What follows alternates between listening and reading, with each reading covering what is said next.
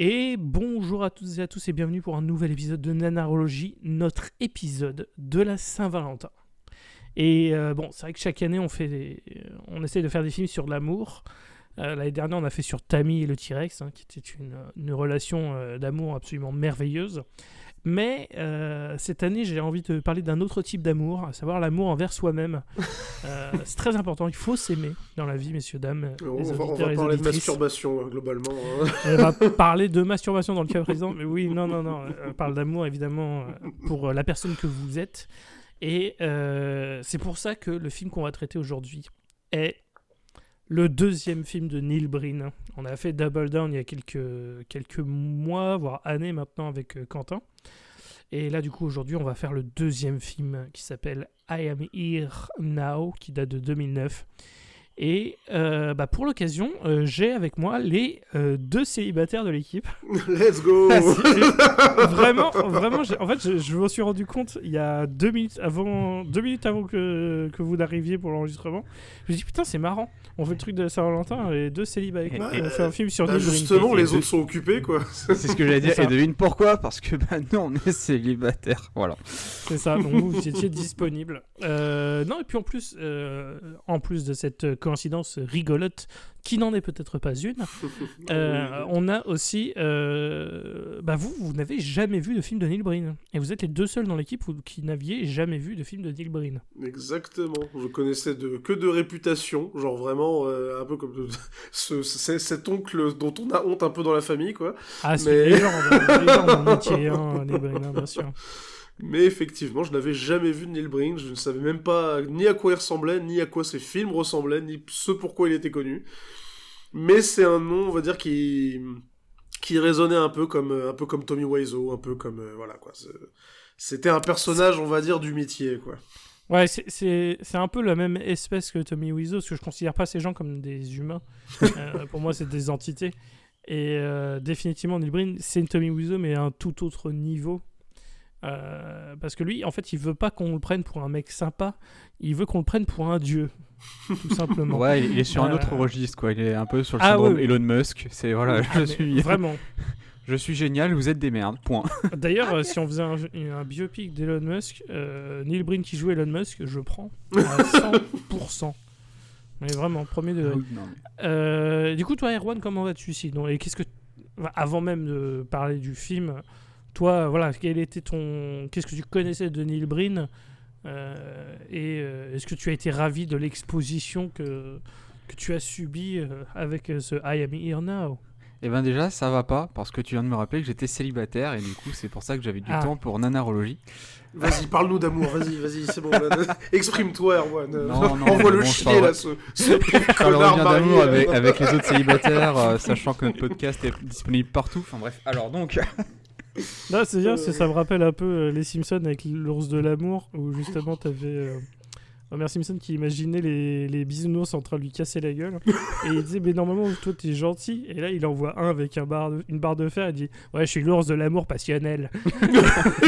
Nous c'est un peu ça, tu vois, c'est l'envie de lui casser la gueule un peu comme mais non, sinon Neil Breen, ouais, j'en avais entendu parler, je connais ton amour pour cet homme, pour ses films, je sais que toi c'est... On va dire c'est un peu ton héros en termes de filmologie qui a l'air assez incroyable, surtout quand t'en parles, t'es en mode effectivement cet homme est un, on va dire, phénomène, pour pas dire Dieu. Ah, c'est un phénomène, ça on peut définitivement dire. Dieu, je dirais pas ça, mais c'est définitivement un phénomène. Dieu pour lui, mais... Lui, il se prend pour Dieu, c'est sûr. Mais non, quand tu vois le film et la manière dont... Alors c'est le premier que je vois du coup, et la manière dont c'est tourné est vraiment centré sur lui, alors que pas se mentir, en termes d'histoire, là, s'il y en a une, il faut m'appeler. Mais t'es en mode, le mec se prend pour Jésus cyborg, et puis il sauve un handicapé, et puis point. Ah si, il tombe amoureux, et puis c'est tout. Voilà. Ok. C'est ça. Oh, mais comment t'as pu ne pas comprendre l'histoire ? Tu l'as vu 1,75 fois, le film, là. Si t'as vu 30% du film, tu l'as vu entièrement, puisque c'est 2 fois le même film, en fait. Ouais, mais tu vois, c'est facile. L'avantage, tu vois, ce que je t'ai dit, c'est ce film, ça va être compliqué à comprendre parce qu'il est en anglais. Je pense que je peux compter le nombre de dialogues sur mes doigts, réellement. Ouais. Ah, mais alors celui-là, c'est vrai que quand tu... Alors, oui, il faut dire, vous n'êtes pas les plus à l'aise avec l'anglais. Et celui-ci, il y a pas de la version que j'avais n'avait pas de sous-titres, mais j'étais confiant parce que justement, je sais qu'il y a une façon de s'exprimer tellement robotique qui fait qu'on comprend quand même.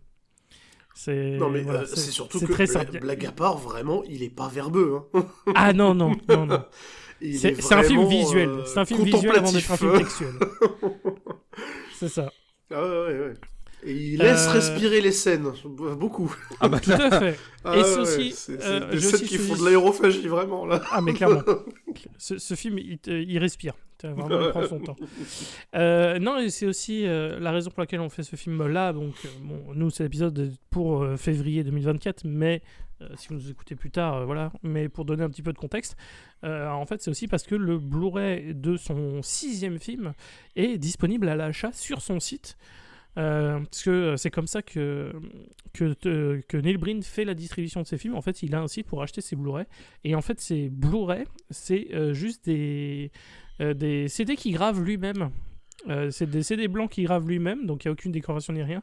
Et il n'y a pas de boîtier. C'est juste les boîtes transparentes, comme quand on gravait les CD à l'époque, Émule et compagnie. C'est ce que j'imagine, moi, c'est les CD que tu avais dans les paquets de céréales à l'époque. C'est le jeu vidéo. La pochette, c'est en papier pourri, mais voilà, c'est comme ça qu'ils te l'envoient en mode tiens, cadeau.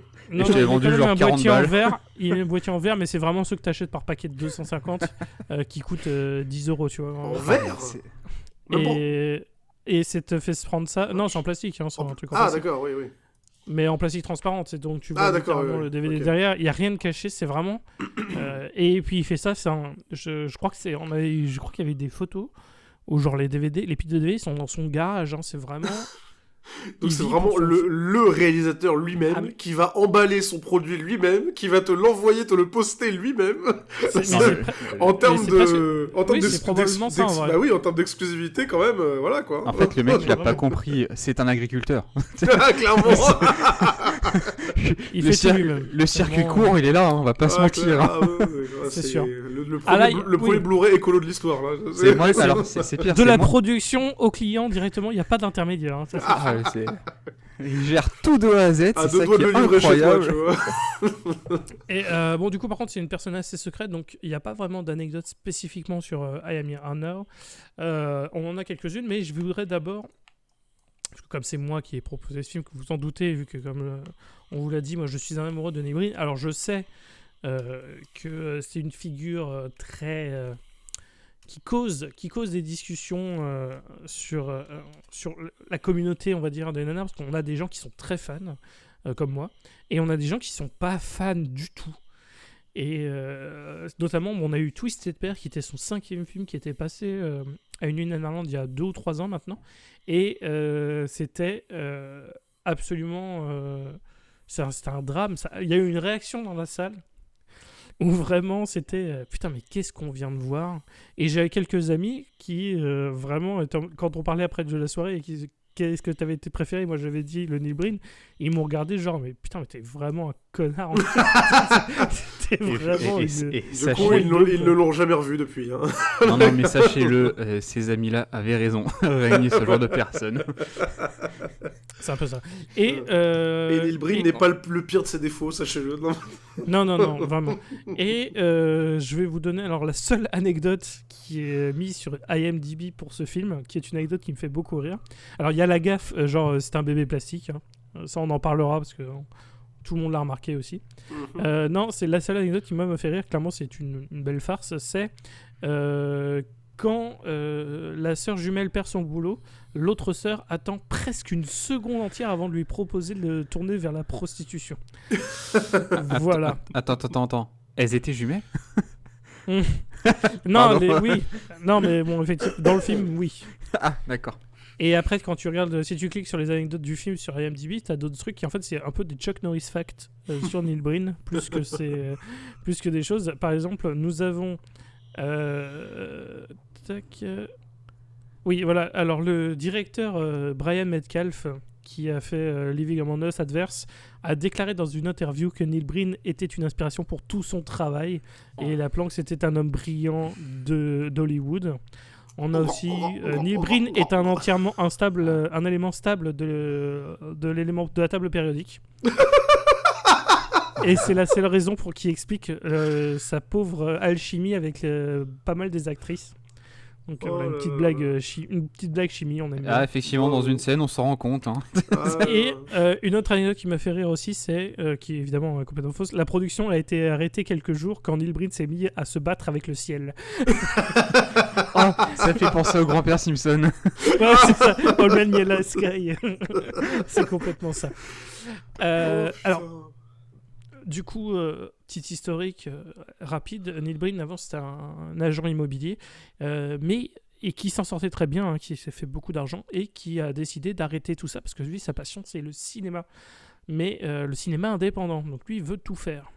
Et alors je vais vous dire ses rôles pour Double Down et ensuite je vais vous donner ses rôles pour ce film.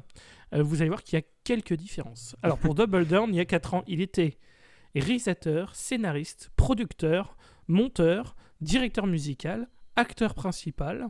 Il a aussi géré le casting, la production designer, le manager de production et la cantine. Et là, dans celui-ci... C'est pas des blagues. Il a vraiment géré la cantine. Non, mais vraiment. Il est vraiment littéralement responsable du catering. Et dans ce film-là, donc vous allez entendre, il y a beaucoup de différences. Il est seulement réalisateur, scénariste, producteur, monteur, directeur musical, acteur principal, mais il était aussi comptable, responsable des effets spéciaux, responsable du maquillage, designer de production, éditeur du son, il s'est occupé de la lumière, il s'est occupé des décors, il s'est occupé des costumes et il s'est aussi occupé de la cantine.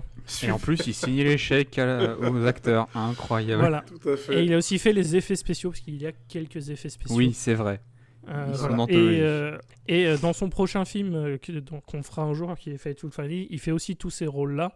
Et ce sera les derniers films où il n'est pas directeur de la photographie. Parce qu'à partir de 2016, en plus de faire tout ça, il sera aussi directeur de la photographie. Donc voilà, il fait tout. Cet homme fait tout. D'accord.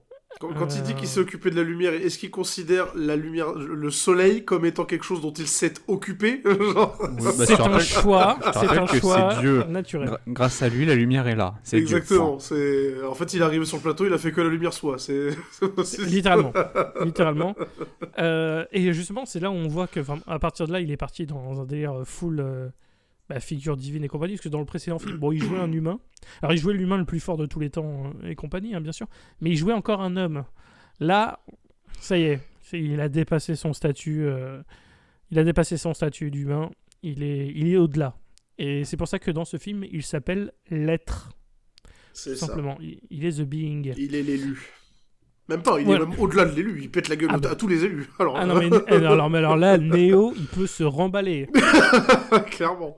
Néo, c'est pas la peine, on le laisse faire le boulot, Neil Breen va s'en charger, ça va pas prendre 3 films. Ah non. Si Néo était dans le film, ça serait le gars du pick-up au début du film, clairement. C'est ça, ou alors il serait en chaise roulante et il est guéri, Néo. Tu vois, vraiment, c'est ridicule. Et du coup, je vais vous laisser un petit peu commencer. Zach, qu'est-ce que tu peux nous dire du début du film, Emirna? Parce que c'est un film extrêmement clair. On comprend tout de suite les scénarios et les idées. Ouais. Donc, est-ce que tu pourrais nous décrire un petit peu où est-ce que ça se passe surtout et combien de temps dure l'introduction? Ça tombe bien, on va reparler de Dragon Ball Evolution. Let's go.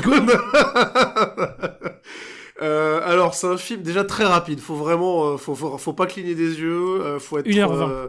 1h20, oui en plus, et on les sent pas trop passer, ça va, c'est ouais, pas du tout ressenti 6 heures, c'est ça qui est bien. Pas du tout. J'ai ressenti un Transformers 6, j'ai pas compris. C'est ça. D'ailleurs je vous encourage à le revoir une deuxième fois juste après pour bien comprendre les enjeux du scénario, parce que comme ça vous aurez vu le film 4 fois. Non plus sérieusement.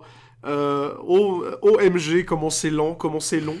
Le film donc s'ouvre sur des images du désert du Nevada, vraiment pas très loin de Los Angeles pour le coup, on le verra après. Mais des longs Las Vegas. Las Vegas. Mais des très longs plans dans le désert, des allers-retours, des machins bidule trucs, et on voit une espèce littéralement une boule de cristal, je sais pas comment le présenter. C'est une boule de dragon. Une boule de dragon. C'est vraiment une boule de cristal, il n'y a pas d'autre mot. Bah oui, c'est une boule en cristal, voilà, qu'est-ce que je te dis. Qui apparemment, parce que bon, il y a un effet spécial dégueulasse de l'univers avec une étoile filante qui passe, quoi, mais montage Photoshop pété. Et on voit une espèce de traînée dans le désert avec la boule de cristal au bout, l'air de dire qu'elle s'est écrasée ici, quoi. Et on voit, sonnant et trébuchant, notre cher Neil Breen arriver, ramasser la boule, et montage psychédélique avec, encore une fois, lui, le désert, lui, des traces sur le sol, des croix, des cadavres, Ben voilà. Niveau subtilité, le film commence très fort parce que son apparition, on a littéralement le début, l'ombre d'une croix. Oui. Donc, enfin, vraiment, il n'y a pas d'inter. C'est même pas du sous-texte. Hein, vraiment. Je sais qu'il y a des gens qui sont pas doués avec les lectures de films. C'est ça. C'est Jésus. Oui, non, voilà. Là, la symbolique, elle est tellement, comment dire, pachydermique qu'il n'y a même pas besoin de l'appeler symbolique, tu vois. Le mec, il te la balance à la gueule, c'est tout. Et en fait, ça, c'est le symbole, connard. Voilà, okay, tu vois, c'est ça, hein. Jésus, là, Dieu, moi, comprends-toi, comprendre, moi, Dieu. Non, c'est pas ça, c'est moi, habit blanc, avec traces rouges sur les mains et les pieds. Il manque que la couronne d'épines, là, et puis c'est bon, hein, mon poteau. Mais vraiment, c'est ça. Du coup, voilà, on le voit. Vraiment, il balance son message comme il balance un paix au milieu de l'église, tu vois. Vraiment, le gars, c'est genre, bon, voilà mon message, c'est pas subtil du tout le monde là, c'est bon. Allez, on peut continuer maintenant. Par contre, la seule différence qu'il y a avec le vrai Jésus, ouais, bien sûr, le Jésus, on va dire, que l'on connaît, c'est qu'au lieu d'avoir une couronne d'épines, il a des cartes mères sur le corps. Oui, c'est vrai. C'est le cyber-Jésus. C'est un cyber-Jésus. Alors, c'est une espèce alien, en fait. Hein. Et on voit sa vraie apparence un paquet de fois absolument dingue. Et quand je dis sa vraie apparence, en fait, c'est juste un masque. Parce que je pense qu'il n'avait pas de budget pour faire plus qu'un masque. Donc, on voit juste des fois un masque de monstre blanc sans aucune émotion, parce que c'est un masque en plastique tout pourri. Bah oui, acheté à la fête foraine du coin, clairement. Ah, mais c'est ça, mais ça n'a pas dû coûter plus de $5. Vraiment, c'est... Où j'ai fait mon meilleur commentaire dessus, où j'ai dit on voit son nez dans son nez. Ouais, oui, c'est vrai. C'est vrai. On voit son nez dans son nez et on voyait ses yeux derrière ses yeux, tellement c'est un masque bien fait. Enfin, vraiment, c'était profond. Oui, tout à fait. Et puis on va le voir son masque à chaque fois en gros plan, parce que comme il a que le visage, du coup il montre que le visage. Comment dire, il était fier de son effet, mine de rien. Ah ouais. Tellement fier qu'il le répète 16 millions de fois. Ouais, voilà, c'est ça. Donc c'est vraiment bien. Et alors du coup, il faut le dire, c'est là aussi que dès le début, le problème majeur du film arrive. C'est que ça vraiment léger problème. C'est que ça fait à peine 5 minutes, il y a eu déjà 3 ou 4 répétitions de plans. Et comme à chaque fois, c'est des plans qui durent 10-20 secondes, ça se voit tout de suite. Oh oui, les plans sur les éoliennes. Et sur les comment dire, les panneaux solaires. Oh putain, je les vois encore dans mon sommeil. Ah mais c'est vrai. Hein. Et du coup, c'est abusé. Alors en vrai, si vous deviez donner un pourcentage de scènes dans le film qui se répètent, vous donneriez combien? Parce que moi, je pense que je suis autour de 60-65%. Bah pareil, hein, on va pas se mentir. J'irais jusqu'à 70, tu vois, pour moi, ouais, j'ai l'impression d'être léger avec les 65, tu vois. Non, pour moi, c'est 2/3 du film quand même. Ouais, au moins. Hein. C'est vraiment dingue. Si jamais un jour il y a un mec qui s'éclate à faire la version en enlevant tous les plans répétés. Ah ouais. Déjà quand même c'est de la prise de tête parce qu'il faut les repérer tous, parce que c'est ça qu'il y en a tellement que. Mais en vrai, je pense que le film, il doit faire quoi, tout claquer, même pas une demi-heure. Je pense en vrai que tu as raison, parce que déjà le film dure 1h20, donc il n'y a pas énorme durée, et quand tu vois qu'il y a plus de la moitié de ces 1h20, que c'est que de la répétition de plans qu'on a déjà vu, mais parfois il y a 30 secondes, c'est pas on a certaines répétitions où ça arrive au début du film et après ça revient à la fin du film, notamment toute l'intro dans le désert justement, qu'on va se refaire dans l'autre sens à la toute fin du film, quand il repart depuis le désert vers sa planète, quoi, on va dire. Ce film, c'est un palindrome, cherchez pas. Vraiment, tu le mets dans n'importe quel sens, le film est le même à la fin. C'est fort. Il est très fort, Yann Myrna. Il est beaucoup plus intelligent qu'on ne pourrait le penser. Voilà, c'est révolutionnaire, on peut le dire. Tout à fait. Et du coup, voilà, il arrive dans le désert, il a vu sa boule de cristal, et il tombe sur 2 personnes. Du coup, Erwan, est-ce que tu pourrais nous décrire quel est son premier contact avec l'espèce humaine? Parce qu'il nous a déjà fait des petits dialogues sur l'énergie solaire. Parce que c'est un film sur l'écologie aussi, au passage. Oui, c'est un homme engagé. C'est un film sur plein de choses. Il veut dire des choses. Il n'y a pas mais essentiellement message, sur Neil Breen, mais il veut dire quelque chose. Voilà, je vais gueuler. On va pas m'entendre, mais je vais gueuler. Globalement, c'est ça le film. Parce que du coup, sa première rencontre, effectivement, il tombe sur, on va dire, un homme hispanique et une femme asiatique qui sont en train de picoler dans leur 4x4 dans le désert. Alors, ce qui est très drôle, c'est que l'hispanique aime beaucoup l'alcool et les armes à feu. Comme quoi, et la drogue. Comme quoi il est aussi américain. Il s'amuse à tirer. Alors, d'ailleurs, ce qui fait... Parce qu'à un moment donné, tu sais, il tire en l'air. Donc déjà, je me dis, bon, déjà, il tire en l'air dans le coffre de sa voiture. Il nique pas le coffre, c'est déjà un exploit. Mais à un moment donné, tu sais, il fait semblant de se tirer dans la tête. Parce que sa copine, elle lui dit un truc, je n'ai pas compris. Et je pense you crazy! Ouais, you voilà. Crazy! Et lui, il répond, I'm crazy. Et après, il fait comme si... Il se tire dans la tête. Alors tu dis, il appuie sur la gâchette, mais il se passe rien. Et après, par contre, ce qui me fait rire, c'est qu'il pointe son flingue sur le désert, il tire, et là, il y a vraiment la balle qui sort. Donc je me suis dit, putain, et c'est pas un revolver, hein, c'est un 9 mm, hein, c'est pour ça que ça a aucun sens. T'es en mode, la roulette russe, elle est chelou hein, sur ce terme. La roulette russe avec un 9 mm, j'appelle ça juste un suicide, en fait. C'est ça. Donc tu vois déjà l'intronisation, on va dire, des 2 personnages qui sont là. On va dire, leur intérêt, ils sont là. Et t'as Jésus Neil Breen qui arrive, enfin Jésus Cyborg Neil Breen, pardon, qui arrive, qui a un discours avec eux. Et il les voit en train de se droguer, parce qu'ils sont en train de se piquer à l'héroïne avec un sac de cocaïne à côté. Non, mais on est sur on va dire un melting pot de drogue et d'alcool que tu veux. D'ailleurs, le fait qu'il se soit gouré, est-ce que c'est pas juste parce que Neil Breen n'y connaît tellement rien en drogue? Non, il est agent immobilier, je te rappelle, à Las Vegas. Ouais, normalement, il devrait... alors justement, ça explique encore moins pourquoi il s'est gouré. Le gars, il met de la fausse cocaïne et en fait, il les fait piquer à l'héroïne. Pourquoi tu parles de cocaïne alors?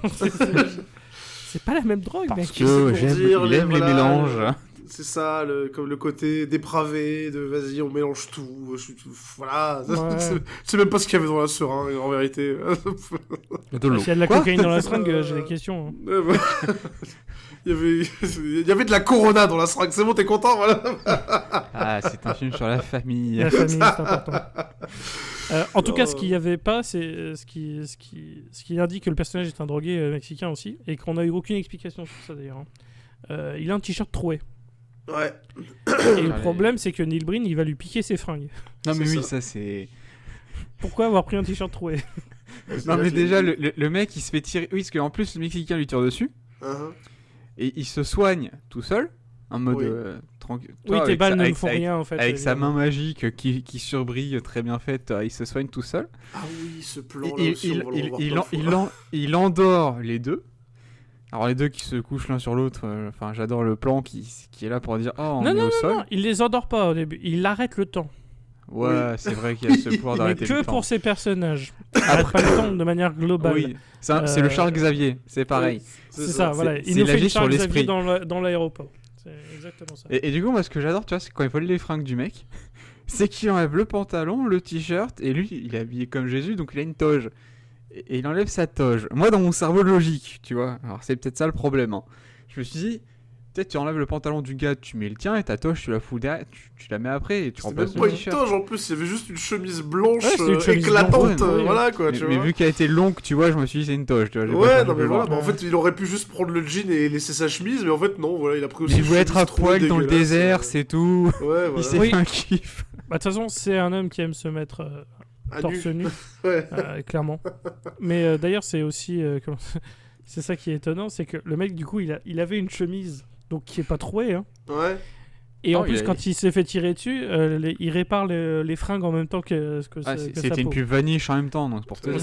Ah, mais plus blanc que blanc, bien sûr. Alors là, oui. Et il choisit de prendre le t-shirt troué du Mexicain. Donc vraiment... Et il le laisse, le trou, hein. Et il le garde pendant tout le film, hein. C'est ça.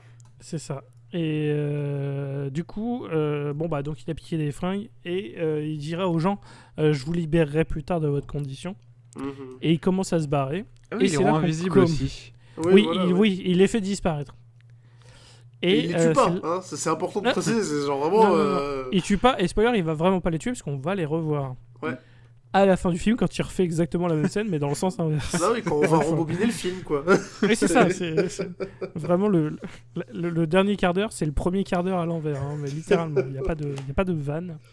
Clairement. Et du coup... ils leur tirent leur voiture. C'est là aussi où... alors, j'ai noté David Leitch va te faire foutre. C'est pas quelque chose que je pense en vrai, hein, c'est un réalisateur que j'aime énormément. Mais je vais m'expliquer, parce que Neil Breen, c'est un mec qui aime bien les... C'est un mec du cinéma indépendant.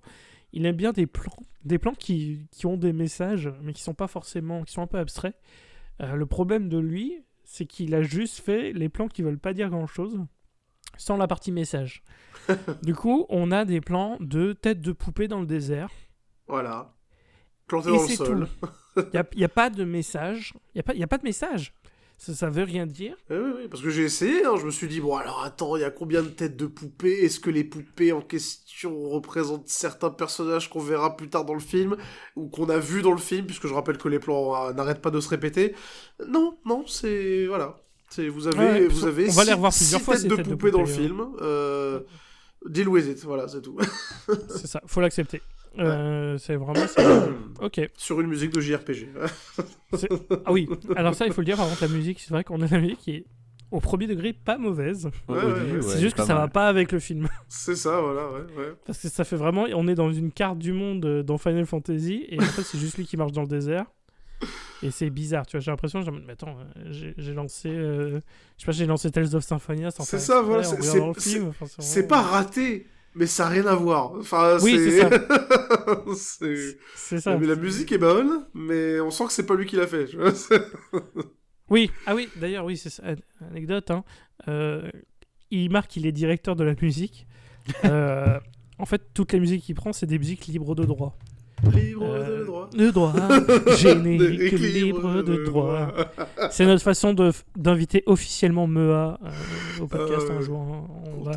Je vais essayer d'envoyer un message à Mea. J'aimerais bien qu'elle vienne.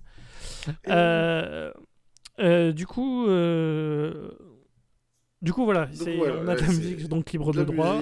Des poupées dégueulasses. Et Neil Breen qui a tous les pouvoirs. Neil Breen qui a tous les pouvoirs et un Pecno qui se fait dérober ses fringues. Voilà. Non, mais j'adore quand même ce mec. C'est quand même le mec qui dit que je suis directeur photo parce que la lumière du soleil et je suis directeur de musique libre de droit. Non, mais c'est un génie. c'est ça. Mais ça, c'est les mecs ça, c'est vraiment les mecs à l'école. Ils sont en groupe, mais c'est lui qui a fait tout l'exposé. Et ben, il va te signaler qu'il a fait tout l'exposé. Vraiment, chaque petit détail. Ça, cette ligne-là, c'est moi qui l'ai fait. Genre, mais toi, t'as fait quoi dans le groupe ? Bah, déjà, je suis là. Moi, je trouve déjà que c'est pas mal. Pas mal fort. Non, lui, c'est vraiment celui qui a dit non, moi, j'ai tout fait et je vais montrer que c'est pas une note de groupe qu'il faut faire, c'est juste une note à moi. Et cette note est de 4 sur 20. Mais c'est la mienne. Oui, non, mais clairement. Et du coup, c'est là où on a noté que du coup, là, vous commencez à subir l'effet Neil Breen de plein fouet. Moi, je savais dans quoi je m'embarquais, mais vous l'avez subi de plein fouet. C'est vraiment la théorie de la relativité qui prend tout son sens avec le film de Neil Breen, parce que ça fait 10 minutes que le film a démarré. Ouais. Il se passe rien et on a l'impression que ça fait déjà 2 heures que le film a commencé. Exactement. C'est un miracle. Au bout d'un bon quart d'heure, tu es encore en train de te demander c'est quoi, ne serait-ce que une base de scénario, genre vraiment, même pas, tu vois. En fait, t'as l'équivalent scénaristique d'un générique au bout d'un quart d'heure, quoi. C'est... tu vois des gens, ils font des trucs, tu t'attends à voir à défiler justement le nom, producteur, tout ça, quoi, enfin le générique, quoi. Mais c'est juste qu'il se passe rien. Il n'y a pas de scénario. Tu comprends pas ce qui se passe, en fait. Il y a juste Neil Breen qui apparaît dans le désert et qui dit « Oh, je leur ai donné tout, everything !» Et c'est tout. Enfin, parce que du coup, c'est Jésus. En fait, c'est une interprétation de Jésus, mais c'est celui qui est responsable de la vie sur Terre. C'est ça, c'est Cyber Alien Jésus. Voilà. Vous voyez que ça va être casse-gueule ou... Ça va être... voilà. Oh, putain. Ça va être spécial, hein, c'est tout. Ah, voilà. Oui, et puis il a des messages sur tout. Hein. Et ce qui est bien avec ces films, c'est qu'il va dire ses messages sur tout en même temps. Pourquoi se faire chier à se contenter de parler d'un thème quand on peut en parler de 12 en même temps? C'est vraiment bien. Ouais. Et du coup, il va partir en direction de Las Vegas. Yeah. Et c'est là aussi où on voit... Alors finalement, c'est une image qu'on n'a pas revue. On en avait parlé au début du film. Il y a 2 fois des plans sur une fausse araignée en plastique de merde. Ah oui. On essaye de nous faire croire que c'est une vraie araignée. Ah, il a investi à côté d'un dedans, crâne. hein. Que lui, par contre, au début, est vrai. au début d'un crâne. Au début, je pensais qu'il allait faire To Be or Not To Be avec, mais non. Pas mais loin, on avait une parce fausse qu'à un araignée moment- de merde. Pas presque, loin, parce qu'à un presque. moment, il chope le crâne. Il chope le crâne dans les mains, il le regarde intensément, tu vois. Il n'y a pas de dialogue. Mais ça fait instant shakespearien, j'ai envie de dire. Je l'ai regardé dans le blanc des yeux, bizarre. Regarde-moi dans l'œil. Et quand il part en direction de Las Vegas, justement, on revoit cette araignée de merde sur un panneau indiquant Las Vegas. Donc on se dit, peut-être que l'araignée va revenir, c'est peut-être un message. Non, c'est juste, il avait une araignée en plastique de merde et il a décidé de s'en servir. Surtout qu'il fait une scène où il a fait se déplacer. Non, mais t'es en mode Oui. va te faire foutre, quoi. C'est pas la dernière fois où il fera ça. Spoiler, dans Twisted Pair, donc son 5e film, il y a des faux rats. Et il va s'en servir. Et c'est assez catastrophique. Alors que d'habitude, à partir de ces films-là, il commençait à faire les trucs en images. C'est pareil en banque d'images et compagnie. Donc il y a des fausses images d'animaux. Et à chaque fois, il s'en sert en se mettant dedans, en s'incrustant dedans. Et du coup, il y a beaucoup de plans où lui reçoit un aigle sur son bras et machin. Et tout est fait en effets spéciaux de merde. Alors c'était lui, Manimal, depuis le début. C'est lui, Manimal, effectivement. Seulement, il se transforme en alien. Donc c'est vraiment l'édition au-dessus. Et du coup, il a piqué l'auto. Hein. Il a piqué l'auto des Mexicains dont il a piqué les fringues pour aller à Las Vegas. Et on va partir sur, je sais pas, au moins 5 minutes de lui qui conduit. C'est vrai. Et de plans de maison et de Las Vegas. De plans de maison, de plans de Las Vegas. Alors lui qui se balade dans Las Vegas, globalement, c'est tout. Mais complètement. Et je pense que c'est littéralement des plans... soit c'est des plans des banques, de banques d'images qui sont des trucs... Ou c'est lui qui a filmé de manière complètement illégale. Parce que, alors, on va donner quelques petits détails techniques. Normalement, pour filmer dans une ville, tu es censé avoir des autorisations. Mais comme il est en bagnole et qu'il filme à la va-vite, on suppose qu'il a fait ça de manière complètement illégale, en filmant rapidement pendant qu'il roulait, et il n'y a pas de souci. Alors c'est un terme qui est devenu un peu plus connu ces dernières années, qui s'appelle shoot de rodéo, où en gros c'est tu profites qu'il y a des événements dans la ville pour les filmer, et comme ça tu rajoutes de la durée à ton film.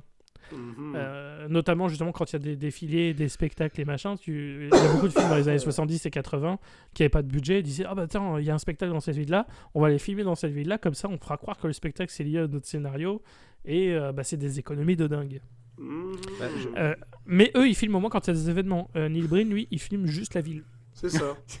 Voilà, c'est voilà. tout. C'est pour ça que je me dis que c'est pour ça que je me dis que j'ai du mal à croire au truc de banque d'images, même s'il doit y avoir quelques plans pour faire des plans d'insert pour pouvoir raccorder entre deux et on peut même scènes. pas confondre parce qu'il filme tellement mais voilà, mais il y a vraiment des scènes où justement il filme des maisons depuis l'intérieur de la même bagnole. Je me dis vraiment qu'en fait c'est juste le caméraman qui est sur le siège passager, il tourne à gauche pour filmer Neil Breen, tourne à droite pour filmer la route, et il a fait ça pendant 45 minutes, quoi. C'est tout. Donc ouais, je pense qu'ils l'ont filmé depuis la bagnole, quoi. Et à mon avis, c'est peut-être des maisons qu'il avait déjà vendues du temps de sa carrière d'agent d'immobilier, on va savoir. Aucune idée, mais c'est pas impossible. Ça se trouve, c'était des plans d'introduction des maisons quand il essayait de vendre les maisons, tu sais. Genre il a repris des trucs de l'époque de son boulot, et il les a gardés. Il a dit mais attends, mais c'est une mine d'or, c'est gratuit en plus, oh là là, mais je gagne du temps de fou. Enfin, c'est incroyable. Ouais, en tout cas, c'est pas la première technique de marouflage pour pouvoir faire passer littéralement un court-métrage où limite moyen métrage pour un long métrage, pour le coup.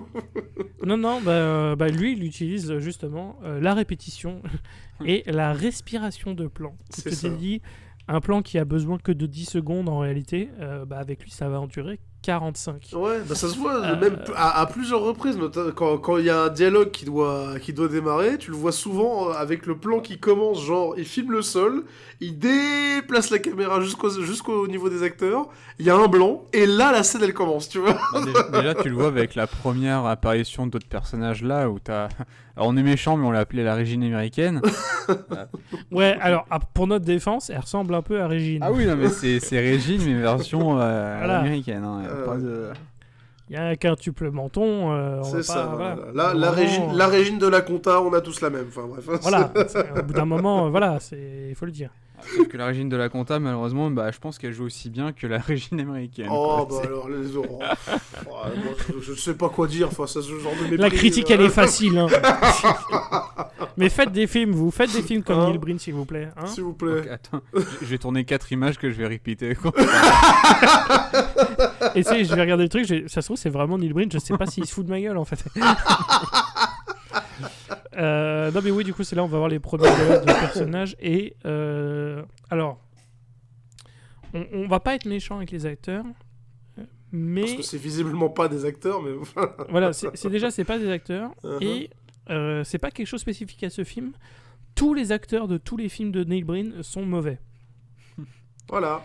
Mais en même temps, c'est que la façon dont fait les choses Neil Breen, je pense que même un bon acteur, je suis pas convaincu qu'il puisse réussir à faire quelque chose, parce que quand il parle et qu'on a des expositions, c'est vraiment moi qui lis une fiche Wikipédia, mais de manière hyper robotique. Et le problème, c'est que c'est ça tout le film. Mm-hmm. Ah oui, c'est vraiment des gens qui parlent, mais comme des robots. C'est pas des dialogues. Non, mais... C'est pas des dialogues humains. Ouais, je refuse qu'un humain ait écrit ces trucs-là. Non, mais quand on en reviendra, mais au mec avec sa casquette, il fait un Hell yeah. Ah oui. Moi cette phrase, yeah. m'avait choqué déjà la manière dont il le prononce. Puis surtout que t'as un blanc de 5 secondes, le mec il Hell yeah. Et vraiment un blanc de 5 secondes.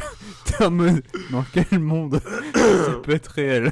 Sachant que juste avant, on a peut-être ma scène préférée, à savoir le mec qui tombe en vélo. Mais on y arrive. On y arrive. Du coup, voilà, on a 3 personnages qui parlent. Alors, sur les 3 personnages, donc il y a Régine, une blonde et une brune.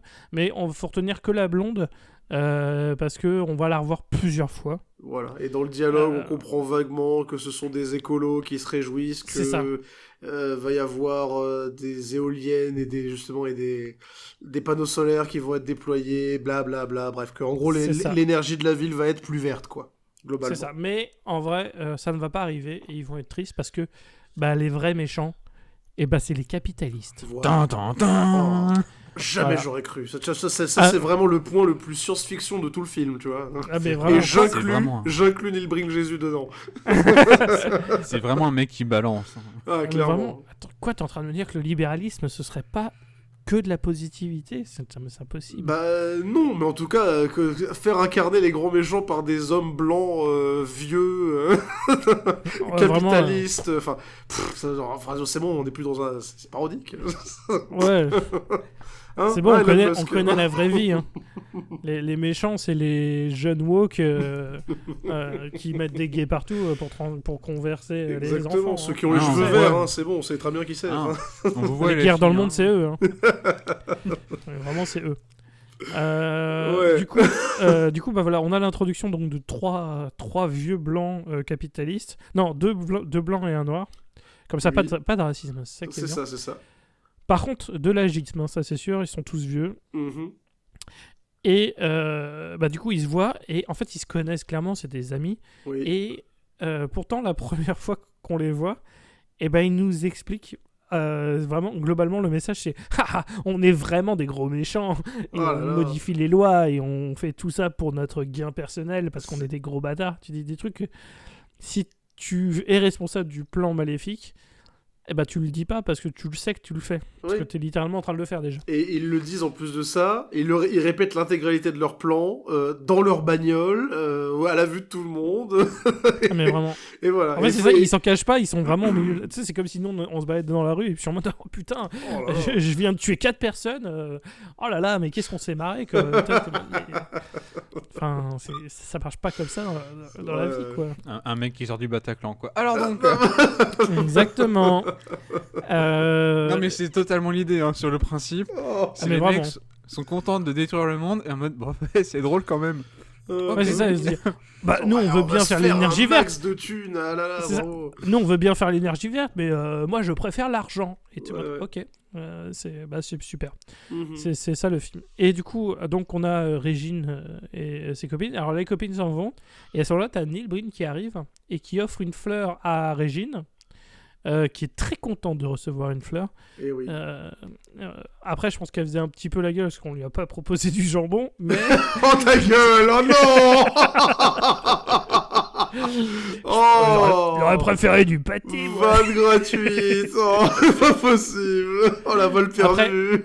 Après, pour sa défense, je préfère qu'on m'offre du pâté à des fleurs aussi. Hein, mais c'est pas n'importe quelle fleur en plus. C'est c'est une rose magique. Voilà, c'est ça. C'est une rose qui était en train de crever et Neil Breen passe devant et boum, elle est bien maintenant, elle est à nouveau en vie. C'est ça. Et du coup, il lui dit, il faut continuer le combat, vous avez raison, l'écologie, let's go. Et du coup, sans transition, on va en parler des 2 femmes. Erwan, est-ce que tu peux me parler des 2 personnages féminins du film ? Parce que c'est quand même des personnages absolument merveilleux. D'écriture notamment, ça se voit que ça n'a pas du tout été écrit par un homme, ce film. Alors, blonde numéro 1 et blonde numéro 2... discutent dans la rue. Blonde alors elles ont des prénoms, mais je suis incapable de vous les donner. Je crois qu'il y en a une qui s'appelle Humber et l'autre je sais pas. Oui, on l'a vu dans le générique, mais pendant le film, je suis plus. Incapable de vous le dire. Oh, je sais plus. Bah, ouais, donc blonde platine et blonde foncée, quoi. Parce que je peux même pas dire la blonde prostituée et la blonde maman, parce que les 2 sont prostituées. Enfin non, devient. Il y en a une qui est maman. Il y en a qu'une seule qui est maman, par contre. Justement, bébé très vivant, je trouve, dans la poussette, qui est vraiment littéralement une tête récupérée dans le désert. Spoiler, le bébé de la poussette finira dans le désert. Ah mais donc ouais, non, t'as ce passage. Alors désolé, hein, j'ai pas trop compris ce qu'elle disait, mais des 2 personnages blondes qui discutent, un rythme de marche qui est quand même. Disons que l'homme qui valait 3 milliards, je pense que les plans où il courait avec la musique, c'était pareil. C'était le ralenti, il était là. Elle discute, j'avoue que j'ai pas compris, mais elle discute, mais ouais, il y a cette histoire qu'elle a perdu son travail, qu'il faut qu'elle cherche T'es en mode, bon, ça a l'air un peu spécial quand même, la transition. Tu sais pas d'où elle vient, mais elle est là. Elle a le principe d'exister. Et puis il y a cette merveilleuse scène où, alors pourquoi d'ailleurs, cette scène, personne ne le saura. Je pense que Neil Breen s'est fait un délire en disant je vais mettre un truc comique dans le film.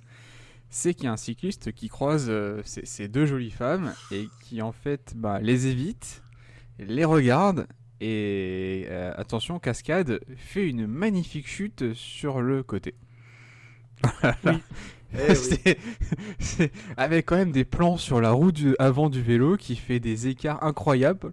T'es en mode, oui, on y croit encore plus, mon copain. Si on n'avait pas cette scène du vélo, on aurait déjà une excellente scène parce que globalement, c'est vraiment oh là là, l'écologie, c'est pas facile. Tu sais ce que tu devrais faire ? Le striptease, voire la prostitution. Et l'autre fait ouais, c'est pas idiot ce que tu me dis. Et à ce moment, tu te dis déjà, cette scène-là, elle est absolument surréaliste. Et c'est à ce moment qu'on a le vélo qui est globalement un cadeau. Hein, c'est vraiment le double effet qui se coule. Parce que t'as déjà le discours, en fait, le dialogue, il est déjà waouh, qu'est-ce qui se passe dans ma tête ? Et là, t'as le mec qui tombe du vélo. Et tu dis, mais c'est tellement un cadeau du ciel. C'est incroyable. C'est vraiment genre le mec qui tombe à vélo, c'est genre pour dire que voilà quoi, elles sont physiquement assez attirantes pour pouvoir faire le job sans que ce soit, tu vois. C'est pas à Régine qu'on irait demander. À Régine, je chamberais pas de vélo. Hein. Pour me couvrir les yeux. Le mec, il juge un peu les kinks. Super. Et du coup, je vais vous demander chacun, je vais le faire aussi, votre meilleure imitation du mec qui tombe à vélo dans le film, s'il vous plaît. Vas-y, Erwan, commence, vas-y. Vas-y, Erwan, est-ce que tu pourrais nous faire le mec qui tombe à vélo dans I Am Here Now, s'il te plaît ? Attends, il a fait un cri ? Oui. Waouh. Parce que je crois que c'est le passage d'après du mec qui Oh, m'a non, choqué, mais- Oui, il se casse la gueule, il regarde les filles, il fait waouh. Ah c'est ouais, littéralement ça. c'est vraiment ambiance The Mask. C'était trop ça. Waouh. Une femme, une vraie, Vraiment, waouh. une vraie. J'ai failli la percuter. Oh, c'est ce que j'aurais de plus proche d'une relation sexuelle. Et c'est Du et coup, il c'est s'est la éclaté seule les fois qu'on couilles voit sur le ce cadre de c'est son la seule vélo. fois qu'on voit ce personnage. Hein. Oui, d'ailleurs, merci. Mais- Et il est crédité. À la fin du film, le biker, enfin le mec sur Tout un à vélo fait. quoi. Mais il faut le dire, c'est mon personnage préféré dans le film. Ah non, il est merveilleux. Il est splendide. Il est- Il y a rien qui va. La manière dont il fait du vélo avant de tomber, la manière dont il mais tombe, la manière dont il se retourne, la manière dont il fait waouh. Et vous savez, c'est quoi le meilleur surtout de ce passage-là? C'est qu'il n'y a pas de répétition sur le cycliste. Mais c'est ça, Non, voilà. Le gars c'est était dans un dommage. autre film, juste littéralement. C'est dommage. Mais non, par contre, là, on va voir la première scène du. Je sais pas si c'est un Fight Club ou un truc. C'est un endroit de réunion, mais c'est dans un vieux chantier. Pour moi, tout c'est pourri, un une gang. zone- Bah pour moi, Ouais, ouais, c'est c'est ça, c'est un genre de c'est un quartier truc de général gang, de ouais. gang nul. Voilà quoi. Ouais. Mais il y a aussi les capitalistes qui sont là, parce qu'ils sont en relation, parce qu'en gros, c'est une histoire de gang et de drogue. Ouais, Mais c'est à une l'international, c'est une grosse mafia de merde. Et du coup, c'est là où tu as les deux filles qui y arrivent pour se prostituer. Ah, mais c'est. Oui, non, mais la t'en as transition, une- elle est. Ah, mais vraiment, c'est très rapide. Le pire, c'est que t'as beau suivre, il y a quand même des choses qui n'ont pas de sens, parce que t'en as une qui est celle qui est mère, dont le bébé était en plastique au passage, qui elle est pas très chaude pour se prostituer, et t'as l'autre qui est très chaude pour se prostituer, mais t'as une alternance où celle qui est pas chaude pour se prostituer, elle est très heureuse, et après elle est à nouveau pas contente. Ouais. Et il y en a, et là c'est dès le début, c'est une phrase qui m'a marqué, et justement après ça s'enchaîne avec le Hell yeah I'll do it. T'as celle qui est très chaude pour se prostituer qui a dit ouais mais y a pas de souci, je peux m'en faire deux en même temps. Et là t'as l'autre qui est sa sœur, hein, parce que les deux sont sœurs. Hein. Et là elle la regarde genre mais putain mais qu'est-ce que c'est que ce bordel. Et c'est là que justement on a la phrase qui a marqué Erwan. Du coup bah vu que t'as pas fait ton imitation de waouh, Erwan, est-ce que tu pourrais me faire le mec de gang qui voit la prostituée qui est en mode bah je me la ferais bien. Ah, le Hellier. Ouais. Attends, faut que je laisse un blanc déjà. Hellier, Helder. Ouais, c'est bon, j'ai laissé les blancs qu'il fallait. Ouais. Ah, mais C'est à le peu près look ça. en plus, il y a tout qui allait. C'était en mode. Rien n'était crédible, quoi. Bah c'est ça, voilà. Il Encore est une fois, amoureux de sa cousine. Cet homme est amoureux de sa cousine. Hein. L'acteur est amoureux de sa cousine, hein, c'est sûr. Il a Ah une non mais tête, clairement.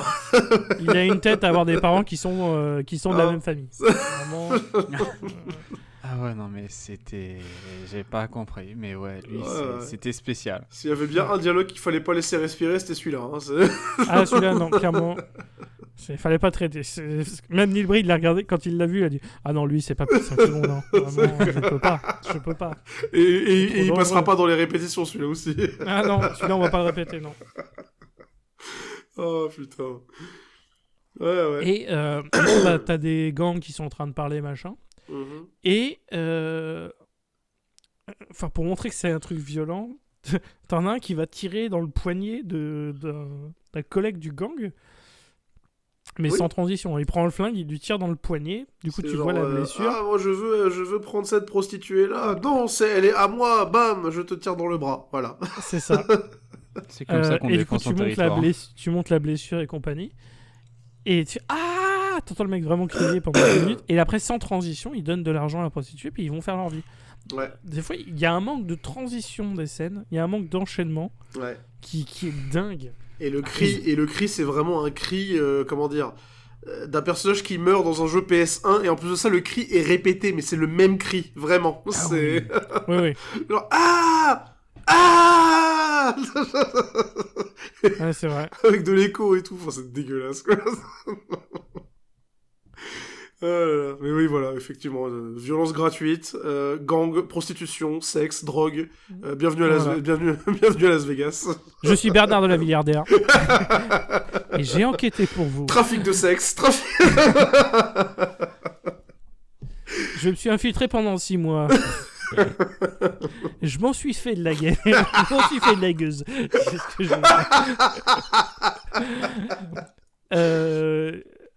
Et du coup... Ah oui, et c'est là qu'on a à nouveau une scène, après, encore une fois sans transition, parce que les vieux sont déjà là dans la scène des gangs. Ouais.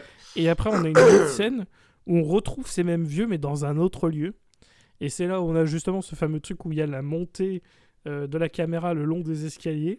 Et après, t'as les 3 vieux qui sont en haut des escaliers, qui ne bougent pas. Et qui, au bout de 2-3 secondes, se mettent à bouger. Et clairement, c'est juste, on a la scène dans le film... avant les moments où Neil Breen dit action. Tout simplement. C'est ça. Et c'est merveilleux. C'est merveilleux. Parce que dans les films normaux, t'enlèves cette partie. Ah oui, mais on n'est pas dans un film normal. Et c'est ça qui est bien. Normalement, quand on sait réaliser un film, oui, on en fait ça. Oui. Ou alors tu te prends pas la tête, tu fais les personnages qui sont en train de descendre les escaliers, et pendant qu'ils sont en train de descendre, toi tu fais ton plan avec la caméra qui remonte, et tu les prends pendant qu'ils descendent, enfin... Tu trouves une astuce pour faire en sorte à ce que ça fasse fluide, mais là vraiment non. La caméra elle démarre au sol, elle bouge, elle remonte les escaliers, eux ils bougent pas, et dès que la caméra est fixe après 2-3 secondes, là la scène elle commence. Ah oui non mais la fluidité il est emmerdé à ce niveau-là. Le film il bug, vraiment il saccade, comme... il a un ping de malade. Ouais c'est... J'aimerais dire que on s'y habitue parce que je les ai déjà vus les films de Neil Breen, mais je comprends jamais vraiment. C'est tellement des décisions qui ont pas de sens. Non mais c'est bon, on sait très bien, c'est bon, j'ai compris, les films de Neil Breen pour toi c'est vraiment une substance quoi, c'est une drogue, tu sais pas pourquoi tu le prends, tu sais juste l'effet que ça te fait quoi. C'est ça, j'ai jamais pris de drogue, mais je sais que ça me ferait ça. Ça me ferait le même effet que moi qui suis devant un film de Neil Breen. Parce que ça me donne faim, j'ai mal à la tête. Non, je sais pas. À chaque fois que je finis, je me dis plus jamais, et au final... Et au final, on y retourne parce que ça me manque. Non, et... alors, du coup, oui, décrivons un peu là la prochaine scène, parce qu'on retrouve les 2 sœurs qui sont maintenant prostituées. Et là, elles retournent chez le capitaliste... le capitaliste noir, voilà. Oui. Le sosie dans une piscine de Bill Cosby. Le sosie, il ressemble un petit peu à Bill Cosby mais avec des cheveux. C'est vrai que c'est un peu... Ça aide pas au... Surtout quand on va voir après la scène de versage de champagne. Ah oui, le champagne. Oh putain. Une scène qui a marqué les esprits. Ah mais vraiment. Oui. Et est-ce que quelqu'un pourrait juste... Tiens Erwan, est-ce que tu pourrais juste parler globalement de la scène de la piscine, parce que il y a plusieurs plans qui vont se répéter, il y a des plans qui vont être extrêmement longs, notamment la scène des rires.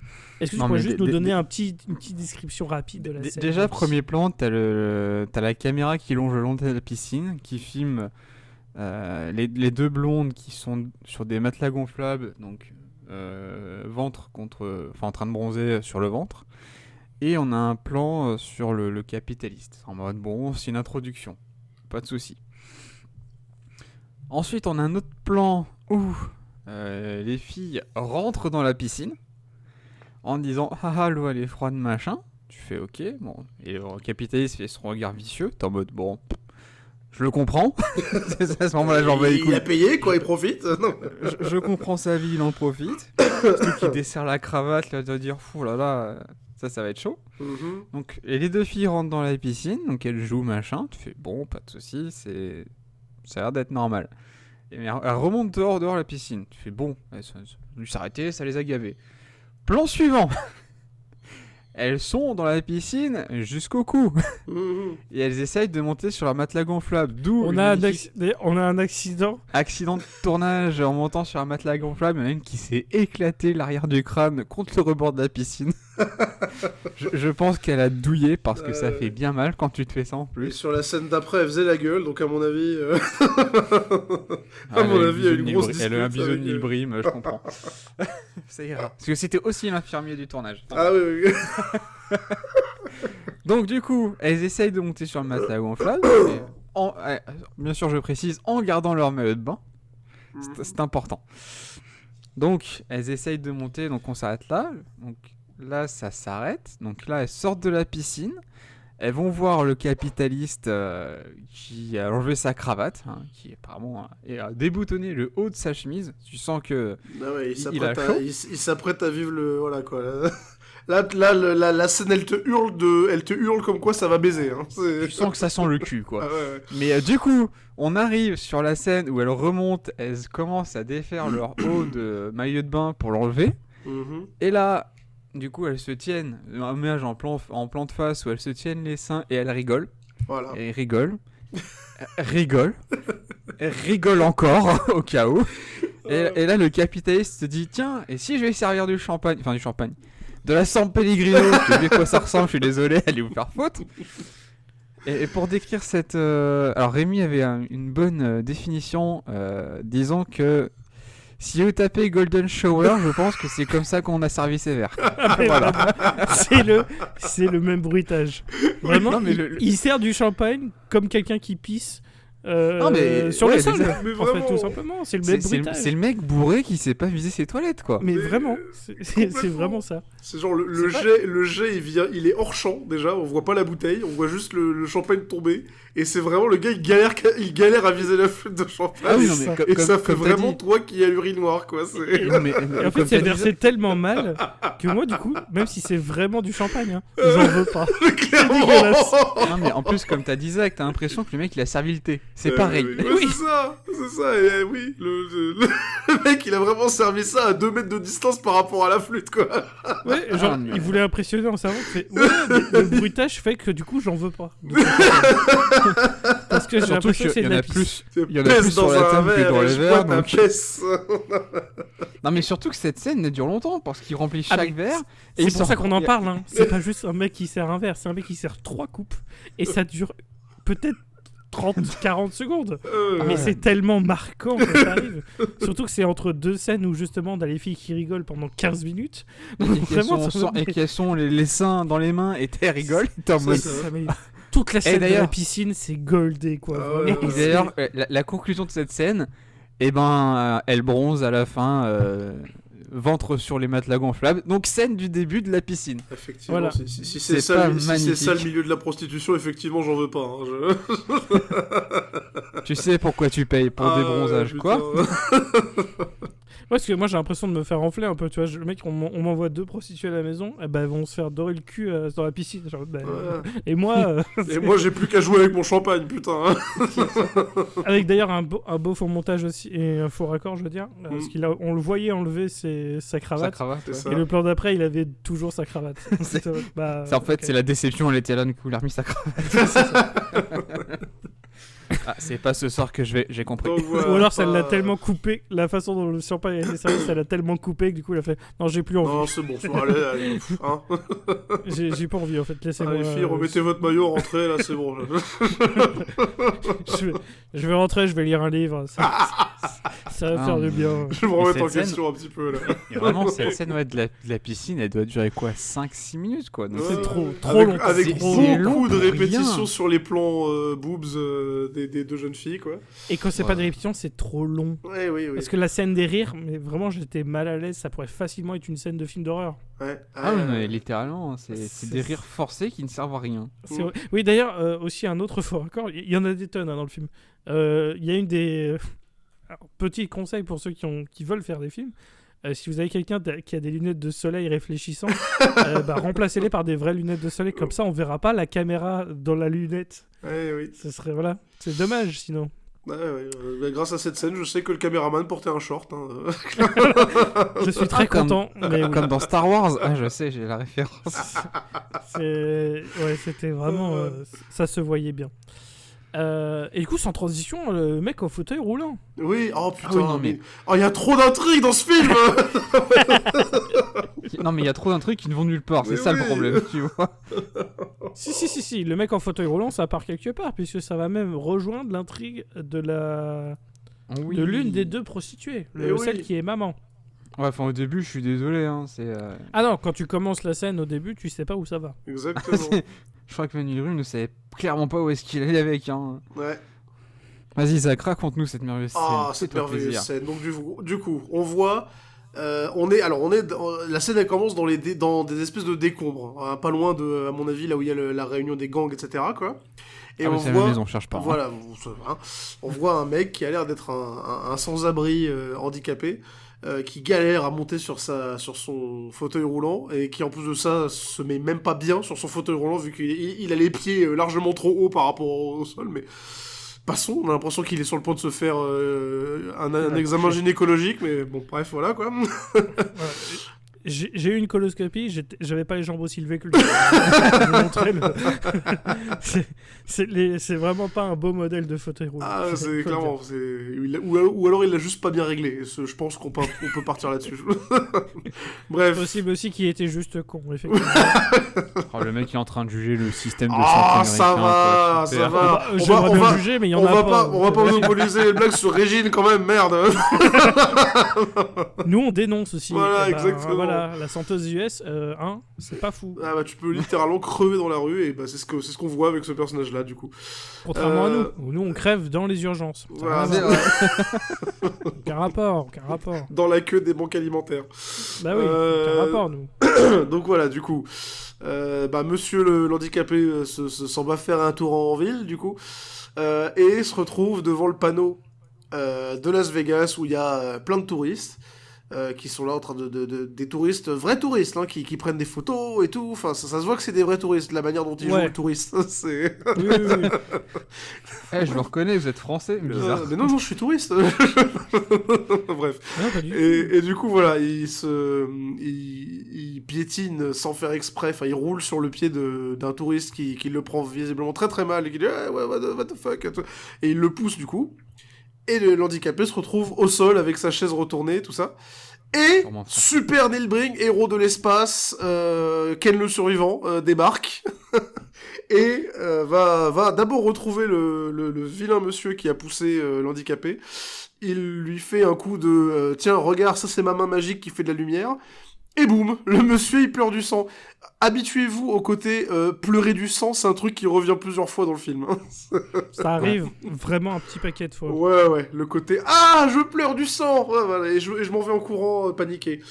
Puis ensuite, ou alors attends, ça c'était peut-être avant que Neil Breen arrête le temps et non, justement, il fait d'abord ça au mec, et ensuite il va arrêter le temps. Voilà, après il arrête le temps.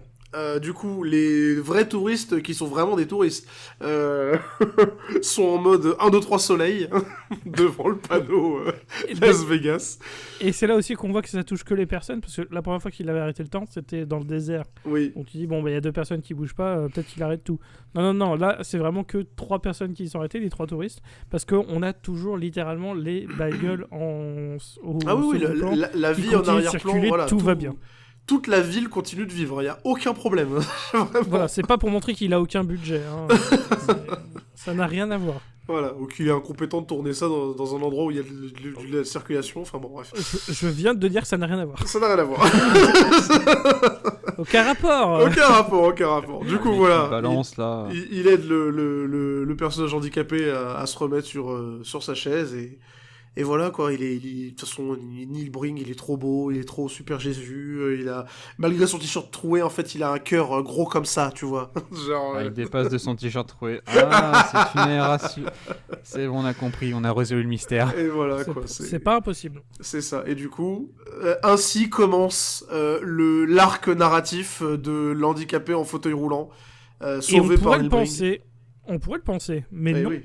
Parce d'abord, on retourne voir le Fight Club avec les capitalistes. Oui, effectivement. Il y a une bagarre. Et après, on revient sur le mec en fauteuil roulant. Oui. Qui s'arrête à ce moment-là. Donc vraiment, oui, c'est ça. Dans le montage, il s'est dit, pourquoi est-ce que je ferais une intrigue complète sans la couper avec quelque chose d'autre ? Eh oui, c'est à ça qu'on reconnaît les vrais cinéastes, tu vois. Là, il a mis une souris, en fait, et elle va être résolue plus tard dans le scénario. C'est un fusil, c'est un handicapé de Tchekhov. C'est donc ça le génie. Hein. C'est le fauteuil de Tchekhov, hein, vous n'allez pas vous le dire. C'est un nouveau concept, hein, c'est une bonne qui l'a inventé. Du coup, non, on retourne sur la scène du gang et des capitalistes. Ouais. Qui sont à nouveau dans leur zone de merde là, et il commence à se tuer. Oui, non, c'est là où il commence à tuer les... Non, c'est d'accord. Si, il y en a un qui est mort, non? Oui, il y en a un qui va mourir, c'est ça. Il y en a un qui va mourir. Tu l'as vu plusieurs fois, fais un effort, merde. Ouais, il y en a un qui se fait tuer, et c'est à ce moment-là qu'ils se font tuer devant les capitalistes, et t'as les capitalistes qui regardent, qui reçoivent du sang sur eux, oui, et du coup ils sont en mode oh là là, je vais regarder directement la caméra et dire encore une fois que je suis méchant. Et tu fais mais j'en peux plus, quoi, c'est pas possible. Ah oui, et du coup le gars qui s'est fait buter, c'était un flic infiltré dans le gang. Ça c'est encore après. Ah bah non, j'ai rien dit.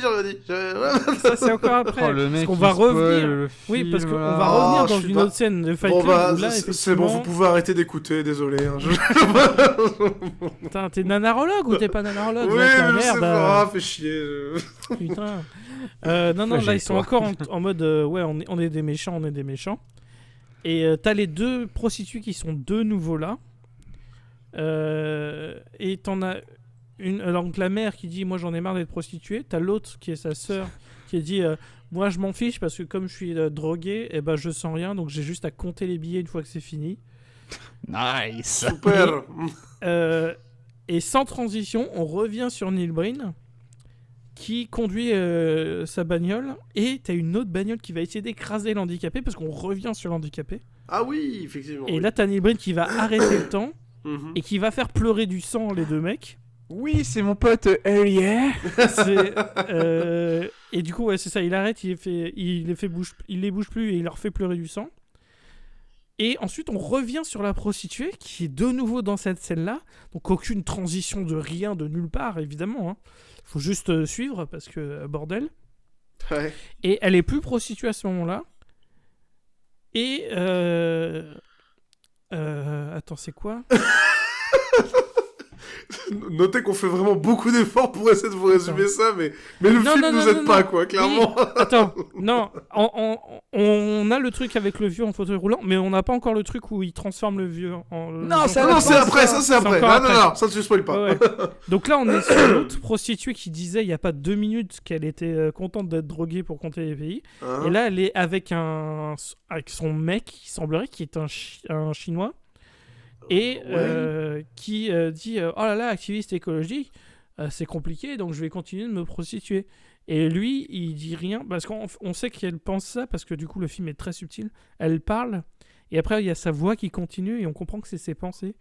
Et t'as le Chinois qui dit ouais t'inquiète, on va s'en sortir ma chérie.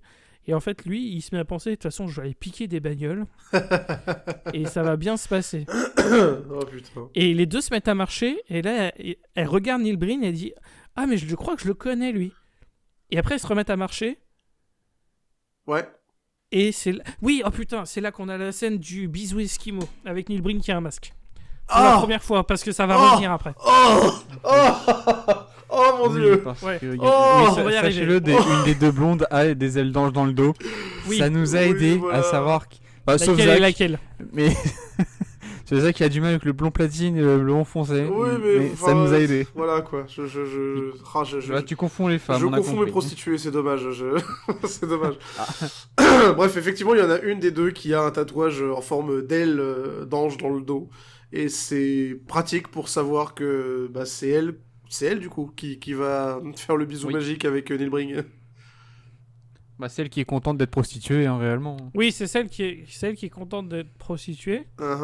Mais c'est là aussi. Mais et du coup, je sais pas pourquoi c'est avec elle que Neil Breen décide de. Parce que Neil lui a changé la vie. Parce que grâce à Jésus, Neil Breen, elle a pu, on va dire, arrêter d'être dans le péché. Voilà, c'est ça. T'as compris, c'est je suis sûr que c'est un truc qui la pue catin ça. qu'il va extirper de la rue, en fait, parce que Neil Breen, il est trop sympa et trop Jésus, et puis en fait. Je suis même pas sûr qu'ils fassent vraiment l'amour, parce que c'est juste, ils se regardent, Ils sont tous les deux nus dans un lit, hein, y a pas de souci. Et ils se regardent. Arrête de présenter ça comme si c'était chaste et innocent. C'est malsain ce qui se passe dans cette scène. Non. Je dis pas que c'est pas malsain. Laquelle, parce qu'elle est plusieurs fois quand même. Oui. La première fois qu'il y a cette scène, c'est malsain. La deuxième fois aussi, parce que c'est la même scène. Ouais. Et la 50e fois, c'est toujours malsain aussi.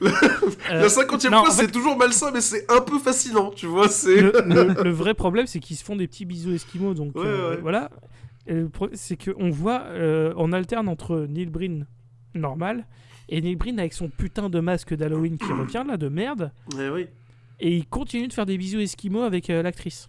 Putain, d'ailleurs, la pauvre, elle doit pas respirer, quoi. Parce que vraiment, il est couché sur elle à faire des bisous esquimaux, mais... non, mais nous, ce qu'on a dit, de toute manière, c'est quand même... Alors là, c'est là où on dit bravo à madame. Ah oui. Parce que ne pas taper un fou rire constamment quand t'as ça en face de toi, je suis désolé, tu ne peux pas. Ah non, c'est une performance olympique. Là, on peut dire que c'est la seule vraie actrice du film. Ah, mais vraiment. Rien que pour avoir regardé son calme avec Neil Breen au-dessus d'elle, avec un visage inexpressif à faire des... Vas-y que je m'entortille le nez autour du tien. Oh. Mais inexpressif, c'est vraiment le mot parfait, parce que si on pouvait faire le truc genre clean une fois si t'es en prise d'otage, et ben elle le dirait pas parce qu'elle clean 0 fois. Oui. Elle est tellement focus, et je les pense, yeux sur sont ouverts et il ne bouge pas. Je pense que c'est ça. Tu sais, le fameux truc où tu choisis un point et tu te concentres dessus pour garder ton sérieux au maximum. Je pense qu'elle a pris cette méthode-là pour faire cette scène. Je te jure. Sinon, c'était foutu. Est-ce que Neil Breen a un kink de baiser des cadavres ? Je sais pas. C'est pas... Je me disais que c'était bizarre quand il me pointe. Enfin bref. Pas impossible. Pas totalement impossible. Et du coup, sans transition, donc on quitte cette scène-là et on revient sur le vieux en fauteuil. On revient sur le vieux en fauteuil. Et là, t'as Neil Breen qui a...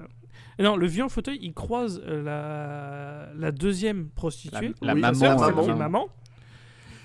Et elle fait tomber un jouet. Elle fait tomber un jouet du bébé, quoi, on va dire. Mm-hmm. T'as le mec en fauteuil roulant qui ramasse le jouet. Et à ce moment-là, t'as Neil Breen qui apparaît, qui rajeunit le vieux, ans, hein. Qui enlève 50 ans au vieux, qui devient jeune. Ensuite, il le guérit, donc il est plus en fauteuil roulant. Et il voit la blonde et il lui dit: vous êtes une famille maintenant. On n'a pas demandé son avis à la blonde. Hein. Ah non. On lui a pas demandé son avis. C'est juste, Neil Breen a déclaré que vous serez une famille maintenant, donc vous serez une famille maintenant. Et la blonde, tu nous fais pas chier avec ton consentement. C'est ça, exactement. Il y a 2 minutes, t'étais prostituée. T'avais le hell yeah. Là, tu prends le mec fauteuil roulant gentil qui est devenu jeune, qui est plus fauteuil roulant qui a ramassé ton jouet, s'il te plaît, quand même. Et qui a plus le cancer, il a plus de chimiothérapie, donc non, là tout va bien. Et qui est plus du tout à la rue et que voilà, c'est un homme respectable, voilà, c'est tout. Ouais. Loin de moi d'avoir l'idée de faire un commentaire sociétal, mais il y a peut-être un petit problème là avec cette scène, non? Non, mais c'est ça ton problème, Zach, c'est que tu vois le mal partout. Exactement, c'est ça. Là, c'était une histoire d'amour, tout ce qui est le plus. En fait, c'est peut-être pour ça qu'on a pris ce film-là pour la Saint-Valentin.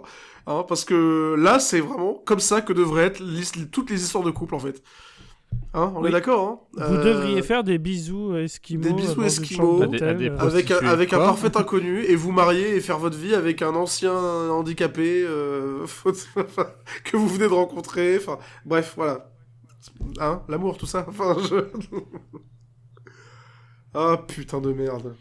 Ouais, c'est... Non, mais vous ressentez à quel point ce film, on cherche à le comprendre, parce que même nous, on se perd dans tous des flashbacks et flashbacks encore et encore, donc oui, on ne sait plus. Le montage nous aide pas, ça c'est sûr et certain, et on va pas se mentir, le jeu d'acteur et les scènes en elles-mêmes, elles nous aident pas non plus, quoi.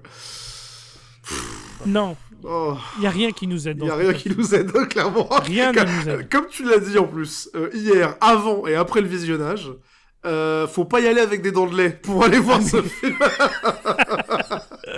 Clairement. Faut pas aimer tout ce qui est logique, explication, parce qu'on ne les aura pas. Et ce film, il est clairement contre l'assistanat. Hein. Il vous prendra pas par la main du tout. Ah mais vraiment. Neil Breen, il a quelque chose à te dire, par contre, il va pas t'aider. En fait, il te donne un puzzle. mais il n'y a pas toutes les pièces, et Neil Breen ne te le dit pas. Il te donne l'idée, après il dit démerde-toi. Voilà, c'est super. Ça. C'est un puzzle de 10 pièces, mais il y en a que 8. Et les deux autres, c'est tu vas te faire foutre, et c'est Neil Breen qui te regarde pendant que tu essaies de résoudre le puzzle. Ok. Mais je peux pas, Neil, il me manque ta gueule. Tu fais le puzzle, et tu fermes ta gueule. Comment ça, tu veux le plan pour t'aider mais... C'est ça. C'est donc ça la fameuse relation abusive du coup. C'est entre nous et Neil Breen.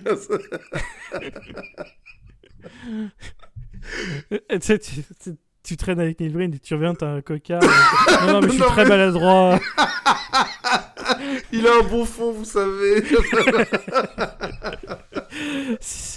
Non, mais il est cool. Il est cool, Neil Breen. Faut juste apprendre à le connaître. T'inquiète pas. Ça va bien se passer. Du coup, sans transition, on revient sur le chinois qui a décidé de voler des voitures. Parce qu'on a vraiment besoin de cette intrigue, vu qu'elle sert complètement à quelque chose. Il n'y avait aucun sens. Non, il n'y a rien qui a de sens. Il essaye de piquer les bagnoles en utilisant un tournevis. Mais il n'utilise pas un tournevis pour casser les fenêtres. Il met vraiment le tournevis dans le truc à clé et ça marche. Mais il force même pas. Parce que il veut pas casser parce qu'il n'a pas le budget. Surtout que c'est plus facile quand c'est un tournevis clé, quoi. Bizarre. Ouais, non, j'ai dit comment.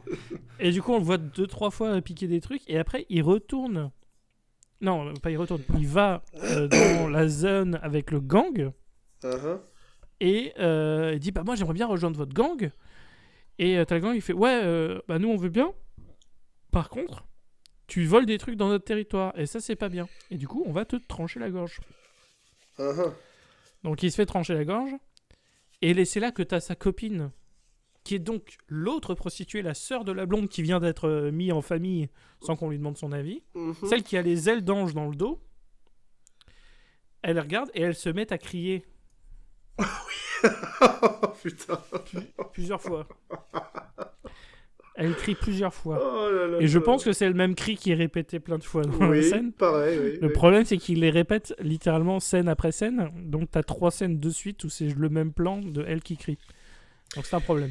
Et c'est pas un cri de slasher un peu crédible, voilà, non, là c'est vraiment le cri de, tu demandes à ta cousine de 8 ans de crier le plus fort qu'elle peut, et elle va te sortir ce cri-là, quoi, c'est ça.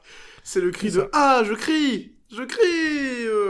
Ah je joue mal je trouve que vous petite référence au nul. Oui, non, voilà. Et puis en plus, ça a été avec le montage parce qu'à ce moment-là, t'as le mec qui est déjà mort, mais t'as le mec du gang qui lui tire dessus. Ah oui. Et après, t'as le plan où on retire le sac mortuaire au-dessus du chinois. Donc du coup, mais tu vois pas la blessure de la balle. Donc là, il y a un enchaînement de 5 scènes. Il y a la blonde qui vomit entre temps. Enfin, c'est n'importe quoi. Ça. En fait, il y a 5 scènes de suite.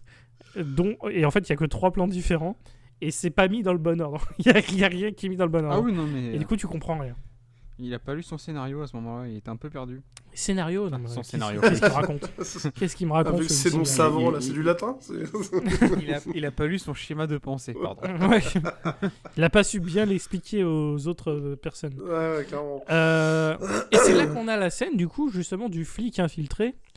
Tiens, du coup, Zach, est-ce que tu pourrais me décrire le flic infiltré? Parce que là, on arrive à la fin du film. On arrive à la fin du film. Pour le coup, il y a les méchants capitalistes, véreux, politiciens corrompus, blablabla, qui vont rencontrer les gangs. Parce qu'apparemment, ils ont un fricotage en commun entre eux, quoi. Et du coup, oh là là, patatrac, le plan ne se déroule pas comme prévu, dis donc. Et en fait, c'est parce qu'il y a une balance dans la bande et ils se demandent qui c'est et tout. Et du coup, il y a le chef de la bande de gang, qui d'ailleurs au passage s'est tapé l'une des 2 prostituées plus tôt dans le film, qui chope un gars par le col en disant « c'est toi la balance, etc., c'est toi !» Et du coup, ils la prennent à plusieurs. La caméra ne bouge pas pendant toute cette scène-là, je tiens quand même à préciser. Il y a absolument rien de dynamique, c'est vraiment filmé comme un reportage France 2. Et donc, voilà, il chope le gars. Tous les autres membres du gang se jettent sur lui, l'attrapent, le saucissonne à une chaise, mais comme dans un cartoon, genre il faut vraiment passer la corde plusieurs fois autour du gars. Tout ça pour, voilà, quoi, au final dire « Ah ouais, c'est toi la balance et tout !» Et effectivement, c'était un flic infiltré. Et ça ne sert à rien. Et ça ne sert à rien. Et du coup, ça n'amène rien. Ça n'amène à rien. On l'a jamais rencontré avant. Il y a jamais eu de scène d'enquête ou quoi que ce soit. Et le mec se fait péter la gueule, mais bien en bonne et due forme par toute la bande. Genre, et quel bruitage de coups de poing. Exactement, avec des bruitages dignes de Scooby-Doo. Oh, mais c'est magique. Hein. Mais c'était voilà une super scène. Salut mon pote, très bon moment. Donc oui, voilà, il se fait rouer de coups jusqu'à ce qu'il crève, j'imagine, oui. Oui, c'est à peu près ça. Voilà, quoi. Mais v'là-t-il pas que qui c'est qui débarque? Eh non, pardon, il crève pas. Il crève pas du tout. Parce que qui c'est qui débarque? Eh ben, super Neil Bring, avec ses muscles saillants et son haleine fraîche, qui se ramène et qui gèle la scène, encore une fois de la manière la plus ridicule qui soit, avec l'un des capitalistes qui était avec une mitrailleuse, enfin comment dire, oui, une mitraillette à l'envers. Ouais, voilà, une mitraillette à la main, mais qui la tenait du mauvais côté. Enfin, le mec il tire avec la crosse. C'est ça, voilà, il a freeze au mauvais moment pour le coup. Enfin, il la tenait n'importe comment. Et du coup, il libère le pauvre flic qui était infiltré, qui, pour le coup, n'est pas frisé, lui. Il se pose pas de questions, et il se casse. Aucune question. Il voit des personnes qui ont le... C'est ça, c'est... Enfin, vraiment, je sais pas. Ah là là là là, c'est un truc de fou furieux. Et à partir de là... Le film se pète la gueule, voilà.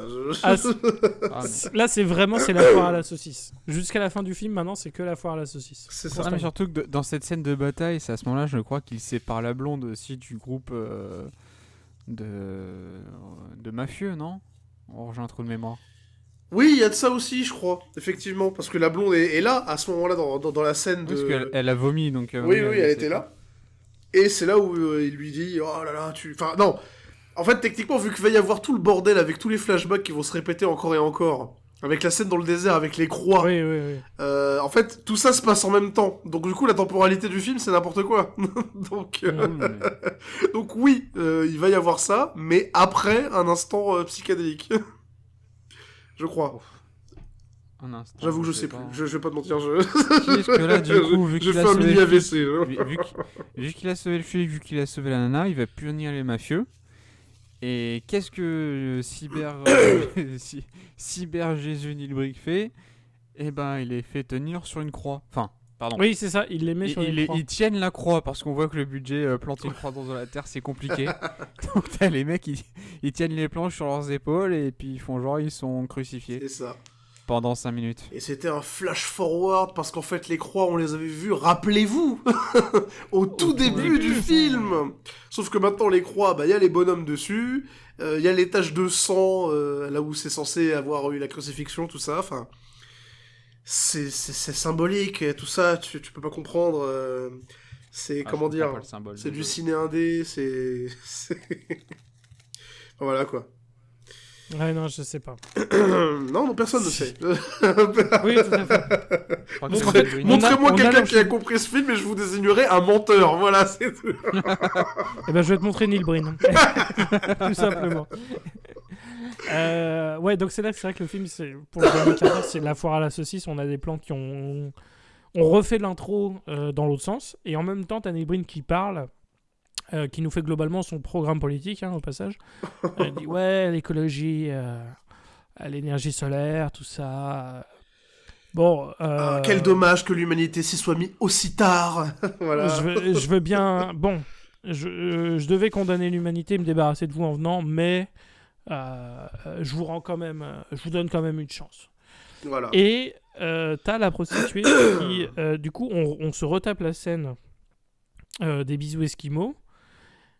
Et du coup, t'as la fille qui veut absolument venir avec Neil Bring. Ouais. Et elle dit je peux pas sans toi, machin. Mais je vous ai fait assez fort pour que vous puissiez vous en sortir sans moi. Et voilà. Et du coup, il fait revenir les Mexicains. Il leur redonne les fringues. Et à ce moment-là, il se remet en mode masque de Halloween à côté de la fille, et je sais pas s'il repart avec ou s'il repart tout seul. Pour moi, il repart avec. Je crois qu'il repart avec. Je sais plus. Donc, globalement, il a kidnappé une femme. Je sais plus. Et il a forcé sa sœur à se marier, faire une famille avec un mec qu'elle connaissait pas. Donc ouais, et c'est ça la fin du film. Bilan plutôt moyen venant de Cyber Jésus. Ouais, je trouve que c'était pas. Il a fait saigner quelques yeux. Il a volé une voiture. Il a piqué une bagnole, il a piqué des fringues. Il a guéri un handicapé, c'est quand même bien ça. Ouais, il a sauvé un flic, le pire flic embusqué de l'histoire, mais c'est bon, vrai. Pourquoi pas. Par contre, il l'a sauvé, mais il lui a filé une famille sans demander l'avis à la femme. Donc c'est pas si ouf que ça. En vrai, ouais, c'est vrai que Cybergéus, c'est un peu un trou de balle. Oui, un peu, oui. mais il fait ça pour l'écologie, donc du coup, voilà. C'est bon, ça passe. Mais bien sûr, nous n'encourageons pas ce postulat pour faire un parallèle avec le vrai Neil Breen. Pas du tout. Rien à voir. Rien à voir. Non, Neil Breen, il a un avis, c'est sûr, mais c'est un avis secret, ça n'a rien à voir avec ses films. Hein. C'est ça. Je pense pas qu'il vote pour Trump, hein, pas du tout. Non, du tout. C'est pas son genre. Du tout. Bah, la preuve que non, dans l'une des scènes qui se répète 20 milliards de fois, il y a des espèces de billets étalés sur la table, l'air de dire « Oh là là, l'argent a perverti le cœur des hommes, oh c'est tellement pas bien, oh là là ». Par contre, achetez mon film, s'il vous plaît, si vous le regardez pas dans mon Blu-ray, c'est du piratage, vous êtes des connards. Mais moi, j'ai une question, il le vend combien, son film ? Extrêmement cher. Sérieux ? Extrêmement cher. Alors attendez, je vais regarder. Ça, c'est vraiment par curiosité, savoir... En live devant vos oreilles ébahis. Pendant que je regarde, est-ce que du coup vous pourriez me dire qu'avez-vous pensé du film ? Est-ce que vous le conseilleriez ? Allez, vas-y Erwan. J'ai les yeux qui serrent. Passer par là. C'est une bonne métaphore du film du coup. Non mais en vrai enfin, alors oui parce que c'est quand même un ovni ce film. Dans le sens où ce mec se prend pas littéralement pas pour de la merde. Et il y a une logique du film qui est tellement incompréhensible qu'en fait ça... Alors je viens d'avoir le prix, je suis désolé. $34 et c'est pas des Blu-ray, c'est des DVD. Aïe. Pour un film qui a coûté $2000, franchement. Ah ouais. Mais il se fout de la gueule du monde. Putain de merde. C'est sans compter les frais de livraison après. Hein. Oh la vache. Est-ce que tu peux avoir des Blu-ray Steelbook 4K pour ce prix-là sans déconner? Ah mais clairement. Enfin, ouais, clairement. Mais donc, ouais, tu disais... C'est bon, oui, voilà. Donc, en fait, c'est lunaire parce que tu sais pas où est-ce qu'il veut aller. Du coup, t'es en mode... Ton cerveau, il essaye de comprendre. Ta logique aussi.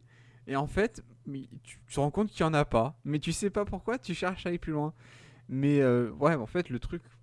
Donc, du coup, sur cet univers-là, sur cet univers totalement barré du réalisateur, t'es en mode... Ouais, ok, effectivement, ça a l'air assez...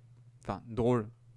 C'est pas drôle que je veux dire, mais c'est intéressant la manière dont il va faire son film. Mais par contre, ce qui te pète littéralement les couilles, c'est toute cette réutilisation de plans et de plans et de plans encore et toujours, et ce non-sens de ligne scénaristique qui est inexistante en fait.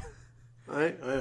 C'est en fait à des moments, c'est là où toi, Zach, tu t'es été planté sur les passages des filles parce que les filles sur la piscine qui ont été présentées une fois, on va dire à la 10e minute, et puis le vrai passage piscine qui a été présenté une autre fois, mais genre à la 40e. Donc t'es en mode pourquoi tu nous remontes des plans d'avant? Est-ce que t'es remonté dans le temps? Non, mais c'est clair, le montage il est confusant, c'est sûr. Tu sais pas où te placer sur une ligne chronologique. Donc t'es en mode, à la fin t'es en mode, vas-y va te faire foutre, je continue le film et on verra où tu veux demander. Oui c'est clair, mais à un moment je vais lâcher l'affaire, j'étais, bon allez c'est bon.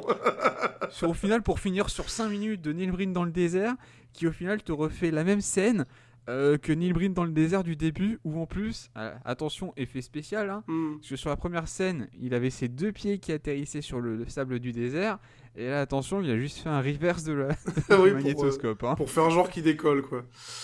Ouais. Et c'est vrai qu'on l'a pas dit aussi, mais on revoit le couple de Pecno du début. Hein. Parce qu'il est sort de l'invisibilité, voilà. Il réveille en mode... Voilà, c'est bon, je te rends ton t-shirt dégueulasse, je te rends ton jean, maintenant reprends ton pick-up, dégage, c'est bon. C'est un peu ça.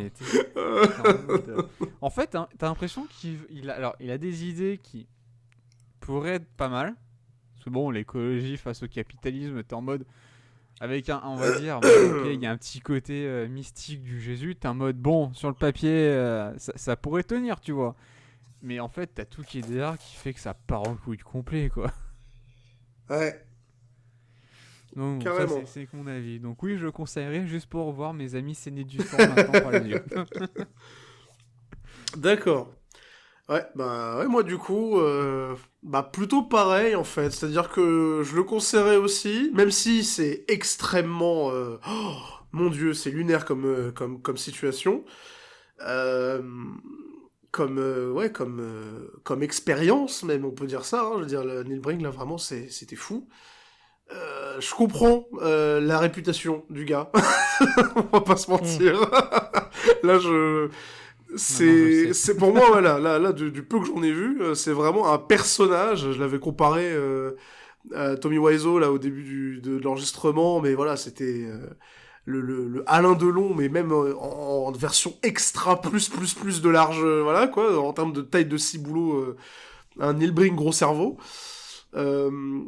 C'est fascinant comme expérience. C'est vraiment, c'est pour ça que je me dis qu'au final, le film il est pas si mauvais que ça. Quand tu prends en compte le fait que pendant tout le film, Neil Breen est en train de filmer avec une seule main vu qu'il est en train de se palucher avec l'autre, quoi, tu vois. Oui, c'est ça. Le gars, voilà, c'est de caméra, hein, ce que ça.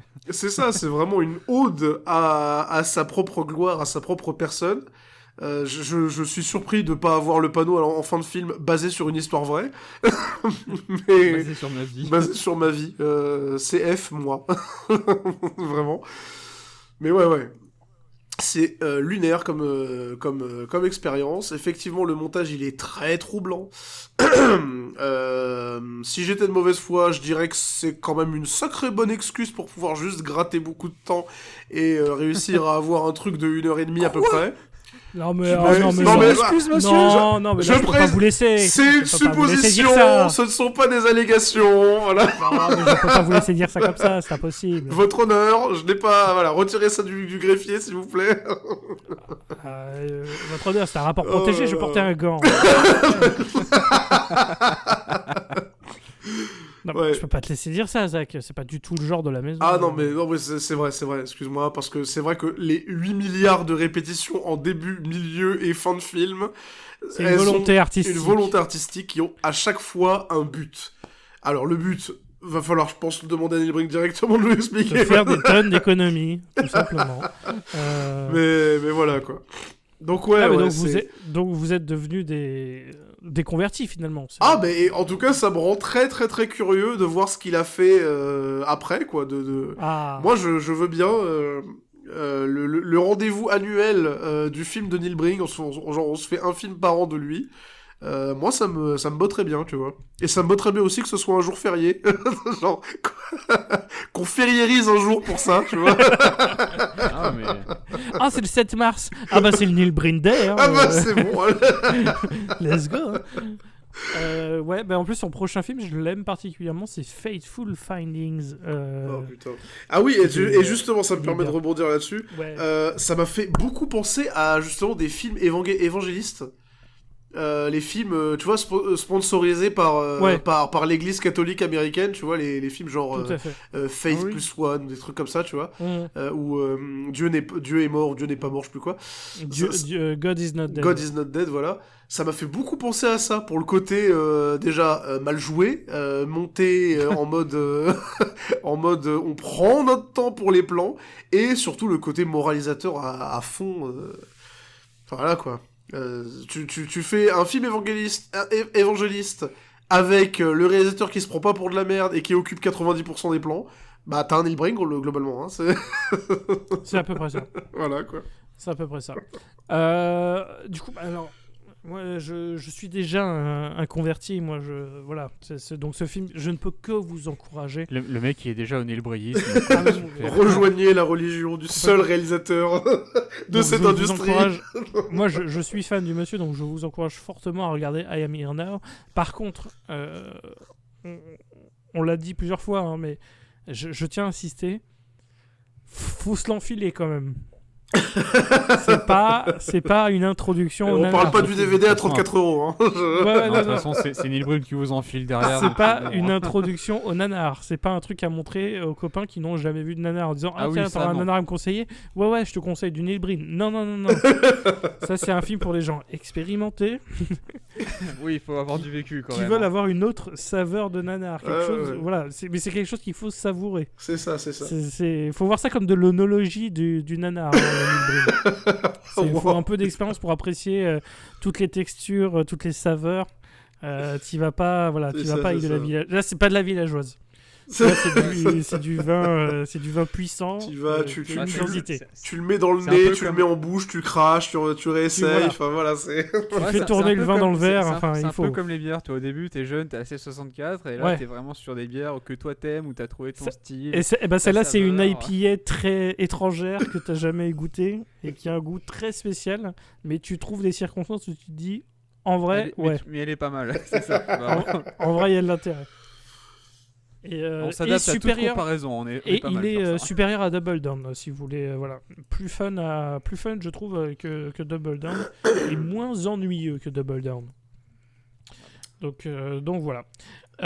Pour finir, je vais juste vous lire le synopsis de son nouveau film, qui est donc maintenant achetable sur le net. Je vous encourage pas à acheter forcément. Vous faire foutre. Hein. 34 € le DVD. Mais si vous avez de l'argent à gâcher, voici le synopsis. Donc, Cade Altair, qui est donc le personnage qui jouait dans le film précédent, parce que c'est une suite, donne un grand paquet d'argent à un hôpital psychiatrique qui a besoin de réparation.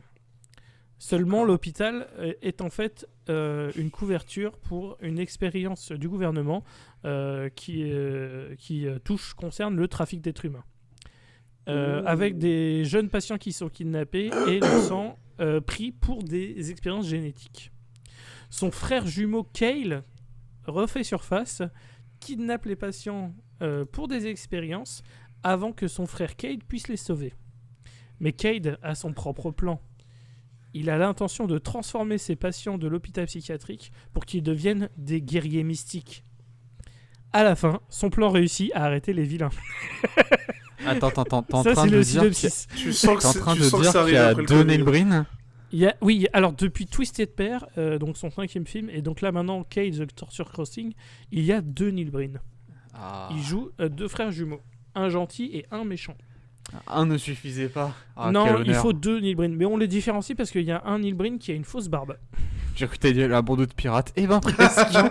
il a une fausse barbe absolument pathétique. Un t-shirt avec une tête de mort dessus et des lunettes de soleil. C'est ça. Marqué, je suis le méchant. Bizarre. Le méchant. Non, et c'est Twisted Pair, c'est mon Neil Breen favori, donc je suis impatient de pouvoir regarder la suite. Du Neil Breen Cinematic Universe, parce que ça y est, on a commencé. Hein. Ah là oui, on y est. Putain, vous voyez comment il nous a attiré insidieusement comme ça vers son fétiche secret là. C'était moi qui pissais dans les flûtes de champagne. Et vous m'avez regardé. C'est vrai que j'avais vu ton nom apparaître à la fin. Entre 14 noms de Neil Breen, j'ai vu le tien. C'est ça, il y avait Rémi responsable du champagne. Quoi Champagne artiste Rémi, quoi. Champagne shower. Champagne performer. Non, il y a marqué merci pour la participation du champagne. Bizarre. Non, mais du coup, oui, je vous recommande chaudement le film, mais pas tout seul. Certainement pas tout seul pour celui-ci. Et voilà, avec de l'expérience. Et beaucoup de caféine aussi, parce que vraiment... Beaucoup de caféine, c'est très important. C'est très lent comme film. Du coup, alors, pour vous dire, on est partout, hein, globalement. On est sur YouTube, on est sur toutes les bonnes plateformes, toutes les bonnes crèmeries qui se respectent, qui diffusent du contenu audio. On a un compte Twitter, on a un compte Instagram, on a un compte Facebook, et on a surtout un Discord qui est de plus en plus actif, qui est vraiment très très cool, un bon endroit. C'est là aussi on révèle généralement en avance quels sont les prochains films que l'on traitera et compagnie. Là par contre on peut pas vous dire quel sera le prochain film parce que on doit préparer la chronique que l'on va faire pour le Podren. Je tiens à rappeler qu'on fera le Podren fin mars. Et sachez-le, ce sera la seule chronique réellement préparée. Ce sera la seule chronique vraiment préparée des semaines en avance, littéralement. C'est un fait. Du coup, oui, en fait, la préparation doit être terminée avant fin février. Du coup, même si ça sort fin mars, parce que Podren, c'est un truc organisé, donc il y a des petits visuels et compagnie à préparer. Du coup, voilà, nous, on sait quel film on va faire. On va pas vous le dire. On vous le révélera début mars. C'est pour vous faire la surprise, c'est pour vous donner envie de nous regarder en live lors du Podren. On vous donnera évidemment toutes les adresses le jour où il faudra, mais du coup sachez qu'on passe le dimanche à midi. Ce sera sur Twitch. C'est ce que j'allais dire, suivez ça sur Twitch. On aura la rediffusion. On récupérera les épisodes quelques jours voire semaines après et on le rediffusera sur notre chaîne évidemment à ce moment-là. En version audio, donc il n'y aura pas de problème de ce côté-là, même si vous nous ratez parce que vous êtes indisponible, vous aurez quand même ce contenu qui sortira plus tard. Mais du coup voilà, ce sera ça, on prépare ça donc pour fin mars, mais on aura quand même un épisode de mars qui va arriver normalement, ça ne change rien à notre programme. Et le prochain épisode, ce sera le commentaire de Fast and Furious 9. Toujours en compagnie de ces deux-là et probablement avec encore Flo de Culture Ims aussi. Yeah. Il est abonné maintenant. C'est bon, là, il est... bien sûr. Il a sa carte de membre. Clairement. Oui. C'est un peu ça. Chaque début d'enregistrement, il fait la gueule, mais bon, au final, il y revient, quoi. C'est ça. Et niveau actualité, normalement, je serais peut-être déjà passé à la 100e de Qu'est-ce qui devient en compagnie de Flo pour vous parler de Cosmic Sin de Bruce Willis, puisqu'on reviendra sur la carrière de Bruce Willis. Et j'ai choisi de parler de ces énormes navets quand il était déjà malade et abusé, parce que je suis un terrible être humain. C'est parce qu'on l'a traité dans l'émission de Nanarologie, donc c'était l'occasion de revenir sur un film qu'on avait déjà vu pour l'expliquer un peu à d'autres gens. Et puis on prépare d'autres choses aussi, il faut le dire. On a eu un nouveau logo, vous l'avez vu. Il est beau. Et il est beau. Le logo. Il est beau. Il va peut-être changer un petit peu en détail sur la partie nanar de Nanarologie. Ouais, sur la typo. Qu'on le voyait pas assez. Voilà, ouais. Bon. Après, c'est du détail, c'est du réarrangement, mais globalement. C'est du voilà. Le logo en lui-même ne changera magnifique. pas. On va juste. On est très heureux. Merci énormément à Jason, parce que c'est lui qui a fait ça avec sa copine. Donc, merci à eux deux. Ils ont fait de l'excellent travail. Et puis, du coup, on se retrouve très bientôt, messieurs, dames. On vous remercie très chaudement parce qu'on a passé la barre des 1500 abonnés sur YouTube très récemment. Donc, ça fait grave plaisir. Et c'est absolument dingue. Ce qu'on vit, c'est vraiment, c'est un réel plaisir de faire ça. Toutes les 2 semaines avec des copains et parler de cinéma débile. C'est un plaisir. On se plaint, mais au final, on aime ça, quoi. Oui, c'est ça, on se plaint, mais quel plaisir. C'est ça. Et du coup, sur cette note d'amour, on vous dit à la prochaine. Salut, Ciao tout le monde. Ciao. Bye bye.